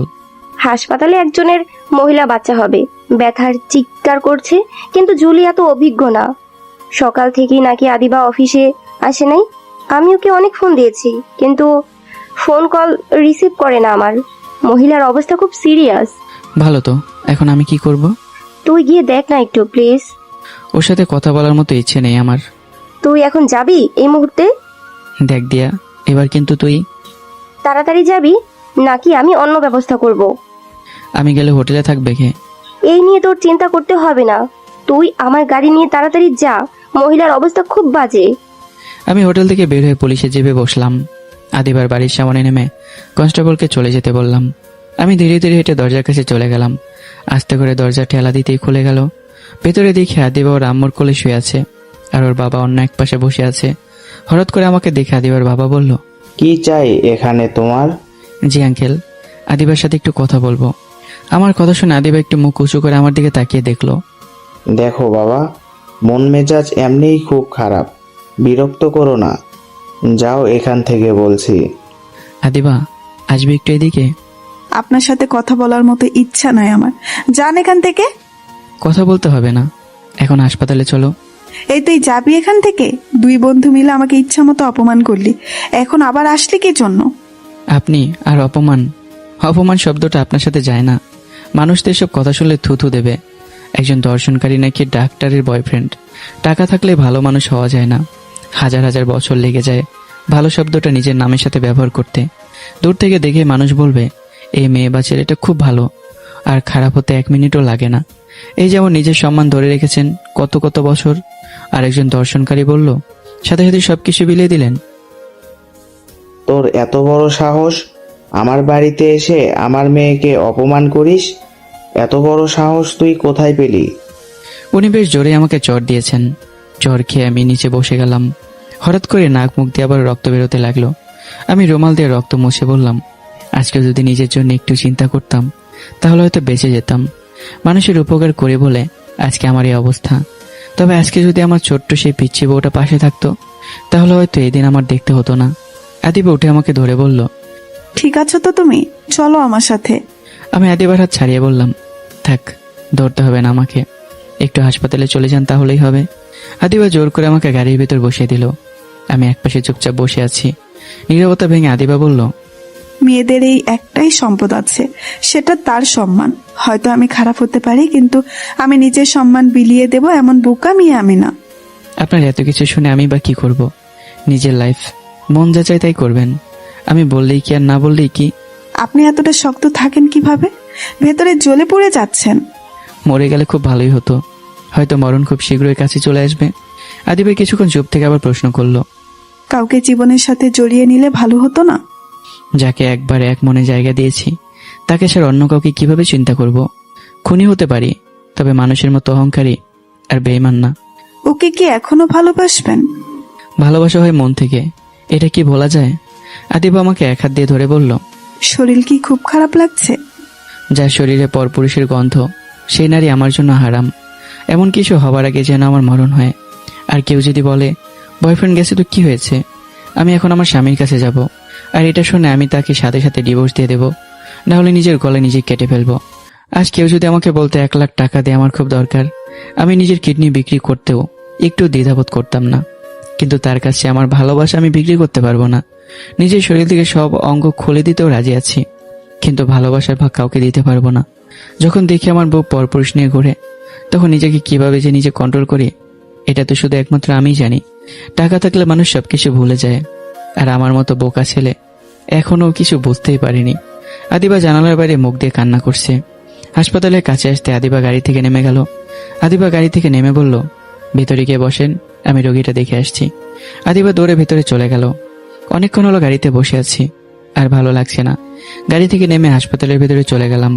ভেতরে যেতেই সেদিন এসেছিল দৌড়ে এসে আমার কলার ধরে বলল, আজকে আবার আসলি ম্যাডামের সাথে ঝগড়া করতে? আজকে আমি আর ছাড়বো না, তোরে দ্বারা পুলিশে ডাকছি। হঠাৎ করে আদিবা দৌড়ে এসে ছেলেটার গালে ঠাস ঠাস করে 2টা চড় দিয়ে বলল, উনি কে জানো তুমি? উনি তোমার স্যার হয়। আজকের মতো মাফ করে দিলাম, যাও এখান থেকে। ভাইয়া তুমি এখানে? এসেছিলাম একটু দরকার, এখন আবার চলে যাব। প্লিজ আমার সাথে একটু ভেতরে চলেন, আপনার চেক আপ করতে হবে। পকেটে একটা টাকাও নেই, আবার চিকিৎসা? বাদ দেন ম্যাডাম, আমি যাই। আদিবা আমার হাত ধরে বলল, আমি আমার বাপ মায়ের কসম খেয়ে বলছি, আমি কখনো আমার ইজ্জতের উপর কারো হাত রাখতে দেই না। ও শুধু আমার হাত ধরেছে এই পর্যন্তই, আমার উপর রাগ করে থাকবেন না প্লিজ। এবার আমি আদিবার গালে ঠাস ঠাস করে 2টা চড় দিয়ে বললাম, তোর থেকে রাস্তার মেয়েগুলো অনেক ভালো আছে, অন্তত ওরা তোর মতো সম্মান বিলিয়ে দেয় না। ভাইয়া এবার কিন্তু বেশি হয়ে যাচ্ছে বলে দিচ্ছি। যেটা জানেন না সেটা নিয়ে উল্টাপাল্টা কথা বলবেন না। আপনি নিজে খারাপ বলে অন্যকে আপনি খারাপ মনে করেন? আর কি হয়েছে, একটা মেয়ে 3-4টা প্রেম করতেই পারে, এতে কি এমন হয়েছে? আর যাই বলেন, সম্মান নিয়ে কথা বলে আমি কিন্তু ছাড়বো না। জুলির কথা শুনে মাথা নিচু করে বললাম, সরি ম্যাডাম, এখানে এসে আপনাদের অপমানিত করলাম। ইচ্ছে করলে আমি অনেক কথা বলতে পারি, কিন্তু বলবো না। কেন জানেন? হঠাৎ করে একদিন ওপরে চলে যাব, এজন্য কাউকে আমি কষ্ট দিতে চাই না। কষ্ট পেয়ে থাকলে মাফ করে দেবেন। পাশে থাকা ছেলেটা বলল, স্যার আপনার নাক থেকে রক্ত বের হচ্ছে। আমি রক্ত মুছে চুপচাপ হাসপাতাল থেকে বের হয়ে গেলাম। হাসপাতালের গেটের সামনে গিয়ে পড়ে গেলাম। পড়ার সাথে সাথে কে যেন আমার দিকে হাত বাড়িয়ে দিল। আমি ভালো করে লক্ষ্য করে দেখি শান্তর বোন। আমি ভালো করে দাঁড়িয়ে থাকতে পারছি না। শান্তর বোন আমাকে ধরে বলল, আপনি অসুস্থ নাকি? শরীর ভালো দেখাচ্ছে না। মৃত্যুর সাথে লড়াই করছি, ব্লাড ক্যান্সার হয়েছে, বাঁচবো না বেশি দিন। মেয়েটা মন খারাপ করে বলল, সরি এসব মনে করিয়ে দেওয়ার জন্য। না ঠিক আছে, আর আমি তোমার ভাইয়ের জন্য কিছু করতে পারবো না। ভিডিও ভাইরাল হয়ে গেছে, আর সবার কিন্তু মা বোন আছে, তুমিও তো একটা মেয়ে। আমরা ভাবতেও পারি নাই ভাইয়া যে এতটা খারাপ। ভাবি কই ওনার সাথে একটু কথা বলবো। আচ্ছা যাও, আমি এখন বাসায় যাব। মেয়েটা খপ করে আমার হাত ধরে বলল, বাসায় যাবো মানে চলেন এখন আমার সাথে। যাব না যান। প্লিজ আসেন না, একা একা যেতে ভয় লাগছে আমার। আর আপনি কি সত্যি আমার ভাবিকে বিরক্ত করতেন? আপনাকে দেখে তো খুব ভালো মনে হয়। ভাইয়া জেল থেকে বেরিয়ে এসেছে, ভাবিকে বিয়ে করবে, তখন ভালো একটা মেয়ে দেখে পছন্দ করব। আপনার জন্য এখন ভিতরে চলেন। শান্তর বোন জোর করে আমাকে টেনে ভেতরে নিয়ে এলো। ধীরে ধীরে আমি হাত দিয়ে আদিবাকে শেষবারের মতো জড়িয়ে ধরলাম। এরপর আর কিছু বলতে পারিনি। যখন আমার জ্ঞান ফিরল তখন চোখ খুলে তাকিয়ে দেখি আমার পুরো শরীরে যন্ত্র লাগিয়ে রেখেছে। আশেপাশে তাকিয়ে কাউকে দেখতে পাচ্ছি না, তবে এটা বুঝতে পারছি আমি হাসপাতালে আছি। এর মাঝে দিয়ে দরজা খুলে ভেতরে ঢুকেই বলল, যাক, শেষ পর্যন্ত আমরা সফল হতে পারছি। আমরা সবাই তোর আশা ছেড়ে দিয়েছিলাম, কিন্তু একমাত্র আদিবা সারাদিন তোর পাশে পড়েছিল। ও বলতো তুই বেঁচে যাবি। মেয়েটা তোর জন্য সারাদিন পাগলের মতো দৌড়ে এদিক ওদিক থেকে ওষুধ দিয়ে আসে। এই 5 দিন বিছানার শরীর লাগাই নাই আদিবা, শুধু একটাই কথা বলতো, ভুল একবার করেছি, বারবার করতে চাই না। আমার স্বামী মরে গেলেই আমিও বা বেঁচে থেকে কি করব? মেয়েটা খুব কষ্ট করেছে। আমরা তো স্বার্থপর কাজের পিছনে ছুটি, বিপদের সময় কাছের মানুষই পাশে থাকে, হোক সে যতই খারাপ। আমি হাত নাড়াতে চাইছি, কিন্তু দেখলাম আমার হাত বেঁধে রাখা হয়েছে। দিয়া বুঝতে পেরে বলল, তোর পুরো শরীরে আঘাতের চিহ্ন আছে, নড়াচড়া করিস না। আদিবা কই? ও ডাক্তারের সাথে কথা বলেছে তোর রোগের ওষুধ নিয়ে। কিরে, এভাবে কান্না করছিস কেন? বাজার ইচ্ছে ছিল না আমার, কিন্তু মনে কর তুই মরে গেলি, এখন যেই নতুন জীবন পেলি ওটা আদিবার জন্য। মেয়েটাকে মেনে নে। ও আমার সাথে থাকতে পারবে না। আবার একই কথা, মেয়েটা ঠিক মতো খাওয়া দাওয়া করে না তোর জন্য। মানুষ মাত্রই ভুল। প্লিজ বন্ধু, আমি বলছি। ঠিক আছে, মেনে নেব। খাবি কিছু? কিছু এনে দে। দিয়ে আচ্ছা বলে রুম থেকে বের হয়ে গেল। একটু পর আদিবা ভেতরে ঢুকে বলল, আজকে কিছু খেতে পারবেন না আপনি, রাতে খাবেন। আদিবাকে দেখে আমি ভয় পেয়ে গেছি। ওর চোখে নিচে কালো দাগ পড়েছে। মেয়েটাই কয়েকদিনে বড্ড বেশি কষ্ট পেয়েছে বুঝতে পারছি। ওর এই অবস্থা দেখে আমার চোখের পানি এসে গেল। আদিবা আমার পাশে দাঁড়িয়ে বলল, কষ্ট হচ্ছে যে কান্না করছেন? তুমি জানতে আমি আমার মাকে খুন করিনি। আজকে যদি এই কথাটা বিশ্বাস করে আমার আশায় থাকতে, তাহলে আর এই দিন দেখতে হতো না আমার। কে চায় না এই সুন্দর দুনিয়াতে বেঁচে থাকতে? কিন্তু আমার যে কেউ নেই। কেন আমার জন্য এত কষ্ট করছো? মরেই তো যাব হয়তো কিছুদিন পর। আদিবা আমার আড়ালেও চোখের পানি মুছে বলল, কিচ্ছু হবে না, ডাক্তারের সাথে আমি কথা বলেছি। আমার মুখটা একটু পরিষ্কার করে দিও। আদিবা রুমাল বের করতে আমি বললাম, তোমার ওড়না দিয়ে মুছে দাও। আমার এমন অদ্ভুত আবদার শুনে আদিবা আমার মুখের দিকে তাকিয়ে দেখলো। আমি আবার বললাম, কি হলো? তাকিয়ে দেখার কি আছে? যেটা করতে বলছি তাই করো। আদিবা শরীর থেকে ওড়না টেনে সুন্দর করে আমার মুখ মুছে দিল। হাত খুলে দেবে একটু? শুধু 1 মিনিট। পুরো হাতেই তো কেটে ফেলেছেন, এখন হাত খুলে কি করবেন? শুধু তোমাকে একটু জড়িয়ে ধরবো। এতদিন পর আমার বউকে জড়িয়ে ধরতে খুব ইচ্ছে করছে। ভুলের ভিতরে ছিলাম আমি এটা ভুলে গিয়েছিলাম। এই মেয়েটা আমার গার্লফ্রেন্ড না, ও আমার বউ, আমার জীবন মরণের সাথী। অন্য পুরুষের সাথে ঘুরতে দেখে আমি কেন ওর গালে 2টা চড় দেইনি? মানুষ ভুল করে, কিন্তু তাকে সঠিক রাস্তা দেখিয়ে ফিরে আনতে হয়। আদিবা পা ভেঙে নিচে হামাগুড়ি দিয়ে বসে বেডের সাথে মাথা লাগিয়ে একধারে কান্না করেই যাচ্ছে। প্লিজ আর কান্না করো না। আমি কথা দিচ্ছি, মৃত্যুর আগ পর্যন্ত আমি তোমার পাশে থাকবো, তোমাকে আগলে রাখবো। আদিবার কান্না শেষ হতেই আমার চোখে মুখে ইচ্ছা মতো চুমু দিতে লাগলো। আমি তো শ্বাস নিতেও পারছি না। খুব কষ্ট করে বললাম, আরে হয়েছে, থামো এখন একটু। এত কষ্ট করে বাঁচালে এখন কি মেরে ফেলতে চাও? আদিবা আমাকে ছেড়ে বলল, আমি জানতাম আপনি আমাকে ছেড়ে যেতে পারবেন না, এই জন্য আমি আমার সবটা দিয়ে চেষ্টা করেছি। কপালটা আমার ঠোঁটের কাছে নিয়ে আসো। আদিবা চোখের পানি মুছে বলল, আমাকে এতদিন কাঁদিয়েছেন না, এখন হাতের কাছে পেয়েও আমাকে ছুতে পারবেন না। ভালো হবে না কিন্তু, ছাড়বো না বলে দিচ্ছি। সে পরে দেখা যাবে, এখন বলেন কেমন লাগছে? মোটামুটি একটু ভালো। দরজা ঠেলে আদিবার বাবা ভেতরে ঢুকে বলল, কি রে মা, তুই বাসায় যাবি না? এতদিন ধরে বাসায় যাস না, এখন বাসায় চল। শান্তর বাবা মা এসেছে, ও নাকি ওর ভুল বুঝতে পেরেছে, আর এমন করবে না। তখন আদিবা বলল, আমি আমার স্বামীকে ছেড়ে কোথাও যাব না। আর তুমি আমার বাবা হয়ে এই কথা বলতে পারলে? যাকে বাঁচানোর জন্য দিনরাত এক করে কাজ করেছি, আর তাকে ফেলে আমি চলে যাব? তোমাদের জন্য আজকে আমি খারাপ হয়েছি। তোমরা যদি আমাকে শাসন করতে, তাহলে আমি আমার স্বামীকে কখনোই ছাড়তাম না। আজকে আমার টাকা হয়েছে বলে ওনাকে আমি চিনি না। এত অহংকারী কিভাবে হতে পারলাম আমি বাবা? আজকে ওনার পাশে থাকলে উনি সুস্থ থাকতেন। সবকিছু হয়েছে আমার জন্য। আদিবা এসব বলে কান্না করতে লাগলো। আদিবার বাবা সব শুনে বলল, ফকিন্নি একটা ছেলের জন্য তুই কেন তোর জীবন নষ্ট করবি? ওরা তো খুনির ফ্যামিলি। দেখো দেখো কিভাবে আমার দিকে তাকিয়ে আছে, মনে হয় আমাকে মারবে। আদিবা আবারও বলল, বাবা প্লিজ তুমি আমাকে আর কুবুদ্ধি দিও না, যাও এখান থেকে। আমার মেয়েকে সবাই মিলে জাদু করেছে, বুঝতে পারছি আমি পুলিশের কাছে যাব। আদিবার বাবা যেতেই আদিবা আমার পাশে বসে বলল, রাগ করলে আমার উপর? রাগ তো অনেক আগেই করেছিলাম, তবে রেগে থাকি কিভাবে? আমার বউ আমার জন্য এত কষ্ট করেছে যে। আমি আর এই বাড়িতে যেতে চাই না। তুমি তোমার বাড়িতে নিয়ে যাবে, বলো আমাকে। তুমি চাইলে পুরো বাড়িটা তোমার নামে লিখে দেব। কিছু দিতে হবে না, আপনি শুধু থাকবেন। আদিবা আমার মৃত্যুর সময় ঘনিয়ে আসছে তো। আমি যতদিন আছি ততদিন আপনার কিচ্ছু হবে না, এত চিন্তা করেন কেন? কিছু এনে দেবে, খুব খিদে পেয়েছে। এখন যে খেতে পারবে না। প্লিজ। আদিবা আমার ঠোঁটে আলতো করে ঠোঁট লাগিয়ে ছোট্ট একটা চুমু দিয়ে বলল, আজকের দিনটা আমার জন্য প্লিজ। আমি মুচকে হাসি দিয়ে বললাম, আচ্ছা ঠিক আছে ম্যাডাম। আদিবা আমাকে রেখে বাইরে চলে গেল। আমি শুয়ে শুয়ে ভাবছি, তাহলে শেষমেশ রাগ অভিমান সবকিছু শেষ হয়েছে। হঠাৎ আমার মাথায় একটা প্রশ্ন এলো, আমাকে রক্ত দিল কে? আমি প্রশ্নের উত্তর খুঁজতে গিয়ে আস্তে করে হাত টান দিতেই বাঁধন খুলে গেল। হাতের কাটা দাগগুলো এখনো শুকায়নি। শরীর থেকে সবকিছু খুলে দাঁড়াতে গিয়ে নিচে পড়ে গেলাম। শরীরে একটু শক্তি নেই আমার চলার মতো। আমি আদিবাকে ছোট করে একটা ডাক দিলাম, কিন্তু কোনো সারা শব্দ নেই। আমি আবারও ডাক দিলাম। আদিবা দৌড়ে এসে আমাকে নিচে দেখে চিৎকার দিয়ে বলল, এটা তুমি কি করলে? তুমি কি চাও না আমি একটু শান্তিতে থাকি? কেন এমন করছো বলো আমাকে। আদিবা কান্না করতে করতে বলল, প্লিজ আমাকে একটু শান্তি মতো বাঁচতে দেন, আর কত কষ্ট দিবেন আমাকে? আমাকে ধরে একটু বাইরে নিয়ে যাবে? এখানে থাকলে আমি দম বন্ধ হয়ে মারা যাব। চুপচাপ বেডের উপর চলেন, আমাকে রাগাবেন না। তোমার কেবিনে নিয়ে চলো। আপনি এখনো ঠিক মতো সুস্থ হন নাই, আমাকে কেন এত টেনশন দিচ্ছেন? একটা রাত বিছানায় গা দিই নাই, যদি আপনার কিছু হয়ে যায়। প্লিজ আদিবা। ঠিক আছে, আমাকে শক্ত করে ধরেন। আমি আদিবাকে আস্তে করে জড়িয়ে ধরলাম। আদিবা আমাকে নিয়ে বেরোতেই সবাই আমার দিকে তাকিয়ে আছে।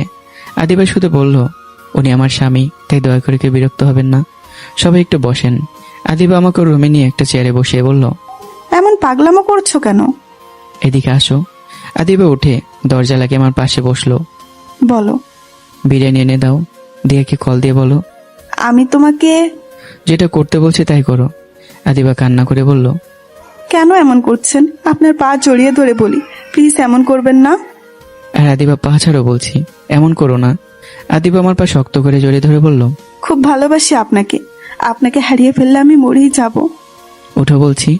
আদিবা পা ছেড়ে দিয়ে বলল, কাউকে দিয়ে খাবার আনাও, বেশি কথা বললে কিন্তু। আদিবা এবার রেগে দরজা খুলে বের হয়ে গেল।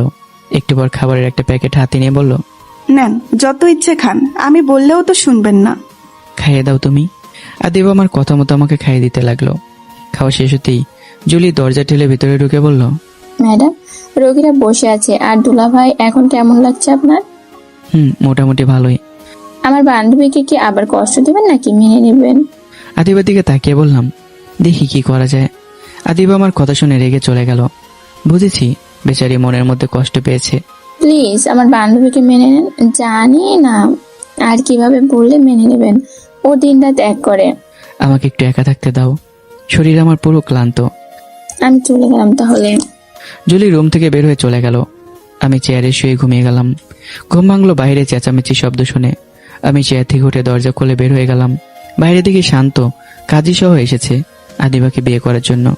আদিবা গলায় একটু জোর দিয়ে বলল, এখান থেকে চলে যাও বলছি, নইলে আমার থেকে খারাপ আর কেউ হবে না। শান্ত আদিবার পা জড়িয়ে ধরে বলল, সবাই তো ভুল করে, আমিও করেছি, প্লিজ আমাকে মাফ করে দাও। ভাবি, ভাইয়াকে মাফ করে দেন না, এমন করছেন কেন? আদিবার বাবাও একই কথা বলল, কিন্তু আমাদের সবাইকে অবাক করে দিয়ে আদিবা আমার সামনে এসে আমার হাত জড়িয়ে ধরে বলল, আমি একটা বিবাহিত মেয়ে, আপনারা এসব কি আজেবাজে কথা বলছেন? সবাইকে ভালো ভালোই বলছে আমার হাসপাতাল থেকে বের হয়ে চলে যাও, নইলে আমি পুলিশ ডাকবো। পুলিশ ডাকতে হবে না, আমি চলে আসছি। আর শান্ত, তুই এখানে কি করিস? তাড়াতাড়ি দেশ ছেড়ে পালিয়ে যা। তোর নামে যতগুলো ধর্ষণ মামলা আছে সবগুলো কিন্তু আমি খুঁজে খুঁজে বের করব, এজন্য বলছি পালা। দিয়ার কথা শুনে শান্ত আর এক মুহূর্ত না দাঁড়িয়ে দৌড়ে চলে গেল। দিয়া আমাকে বলল, এখন কেমন লাগছে রে? একটু ভালো লাগছে। দিয়া বলল, আমি কি চলে যাব? না, আমাকে বাসায় নামিয়ে দেয়। আর আমি? তোমার কাজ তুমি করো। দিয়া আমার বাসায় চল, কথা আছে। দিয়া আমাকে ধরে আদিবাকে ইশারা করে বলল, ওর মাথায় গরম আছে, ঠান্ডা হোক তারপরে দেখছি। গাড়িতে বসতেই দিয়া বলল, আর কত রাগ অভিমান নিয়ে থাকবি, প্লিজ মেনে নে। মেনে তো নিয়েছি। ওকে নিয়ে বাসায় যা, ও খুশি হবে। যা গিয়ে বল সবকিছু নিয়ে আমার বাসায় চলে আসতে। দিয়ে একটু খুশি হয়ে বলল, আচ্ছা মামা, ঠিক আছে। দিয়ে চলে যাবার একটু পরে আদিবা আমার পাশে বসে বলল, আমি কি আপনার বাসার কাজের মেয়ে হয়ে কাজ করব যে অন্য কাউকে দিয়ে আমাকে বলাতে হয়? আমি যদি বলি আমার বাড়ির কাজের চাকর হবি, তোর তাই করতে হবে। আমার কথা শুনতে পারলে চল, না হলে তোর মতো মেয়ে আমার দরকার নেই। বলা তো যায় না 2 দিন পর আবার কোন পুরুষ নিয়ে। আর কিছু বলতে না দিয়ে আদিবার ঠাস ঠাস করে আমার গালে 2টা চড় দিয়ে কান্না করতে লাগলো। আমি চড় খেয়ে গালে হাত দিয়ে বললাম, স্বামীর গায়ে যে মেয়ে হাত তুলতে পারে তাকে আমার দরকার নেই। এক্ষুনি আমার গাড়ি থেকে নাম বলছি। আমার কথা শুনে সাথে সাথে আদিবা আমার পা জড়িয়ে ধরে বলল, আমার ভুল হয়ে গেছে, প্লিজ আমাকে ক্ষমা করে দেন, আর এমন হবে না। আমি চুপচাপ বসে আছি। গাড়ি তার গতিময়ে চলছে। আর এতটুকু আমি জানি যে আদিবা আমার জন্য কষ্ট করেছে, ওকে দেখেই বোঝা যায়। বাসার সামনে যেতেই দেখলাম আমার বড় বোন দরজার কাছে দাঁড়িয়ে আছে, তবে ওর কোলে ছোট্ট একটা বাচ্চা আছে। আমাকে দেখে বলল, কতদিন পর তোর সাথে দেখা, আজকে একটু ভুল বোঝার জন্য। বাদ দে আপু, আমার মামা নাকি? আপু হ্যাঁ বলল। তোর দুলাভাই অফিসে কাজে বিজি আছে বলে নিয়ে আসতে পারিনি। এটা কি সেই পিচ্ছি মেয়েটা? হ্যাঁ আপু, আমার বউ। আদিবা আপুকে সালাম দিয়ে বলল, ভালো আছেন? আমি ওদের কথায় কান্না দিয়ে ভেতরে ঢুকে গেলাম। বিছানে গিয়ে পায়েলে দিয়ে শুয়ে পড়লাম। কিছুক্ষণ পর মনে হলো কেউ আমার পা থেকে জুতো খুলছে। আমি না দেখে বললাম, আদিবা আমার পাশে শুয়ে ঘুমিয়ে পড়ো। আদিবা বিছানায় বসে বলল, আমাকে মাফ করতে পারেন নাই কি এখনো? তুমি আমার পিচ্ছি বউ, তোমাকে মাফ করবো না কেন? আদিবা দরজা বন্ধ করে আমার পাশে শুয়ে আমাকে আস্তে করে জড়িয়ে ধরে বলল, মাঝে মাঝে মন চায় নিজের চুল নিজেই ছিঁড়ে ফেলি। আমি কিভাবে এত বড় ভুল করতে পারলাম? কিভাবে এটা হলো? পুরনো কথা বাদ দাও তো। হঠাৎ করে আদিবা ওর ফোনের দিকে তাকিয়ে বলল, এতদিন আপনার সেবায় বিজি ছিলাম বলে রুগী দেখতে পারিনি, এখন যেতে হবে। না গেলে হয় না? আজকে কত যুদ্ধ করে তোমাকে কাছে পেয়েছি, আর তুমি? আদিবা আমাকে শক্ত করে জড়িয়ে ধরে বলল, আমি তোমাকে ছেড়ে আর কোথাও যাব না। এই পিচ্ছি বউটা এখন সবসময় তোমার সাথে থাকবে। অনেক অনেক ভালোবাসি তোমায়। আদিবাকে জড়িয়ে ধরে শুয়ে আছি। এর মাঝে কারেন্ট চলে গেল। না, কারেন্টের জন্য বাংলাদেশ আর থাকা যাবে না। এত কারেন্ট আসা যাওয়া করলে কি হয়? আদিবা উঠে শাড়িটা খুলে পাশে রেখে আমার পাশে শুয়ে বলল, খুব গরম লাগছে এজন্য। আমি আগে একটু সুস্থ হয়ে নেই, পরে তোমাকে দেখছি। আমি তো চাই আপনি তাড়াতাড়ি সুস্থ হয়ে যান। আচ্ছা এখন ঘুমাও। আদিবা হ্যাঁ বলে ধীরে ধীরে ঘুমিয়ে গেল। আমি শুয়ে ভাবছি, যাক তাহলে এতদিন আমাদের ভালোবাসা সম্পূর্ণ হয়েছে, আমাদের ভালোবাসাটা পূর্ণতা পেয়েছে। তো গল্পটা এখানেই শেষ। কেমন হয়েছে বন্ধুরা গল্পটা? কমেন্ট করতে ভুলবেন না। দেখা হচ্ছে আবার নতুন কোনো গল্পে। আজ এই পর্যন্তই। সবাই ভালো থাকবেন, আর যাবার আগে চ্যানেলটা সাবস্ক্রাইব করে যাবেন। টাটা।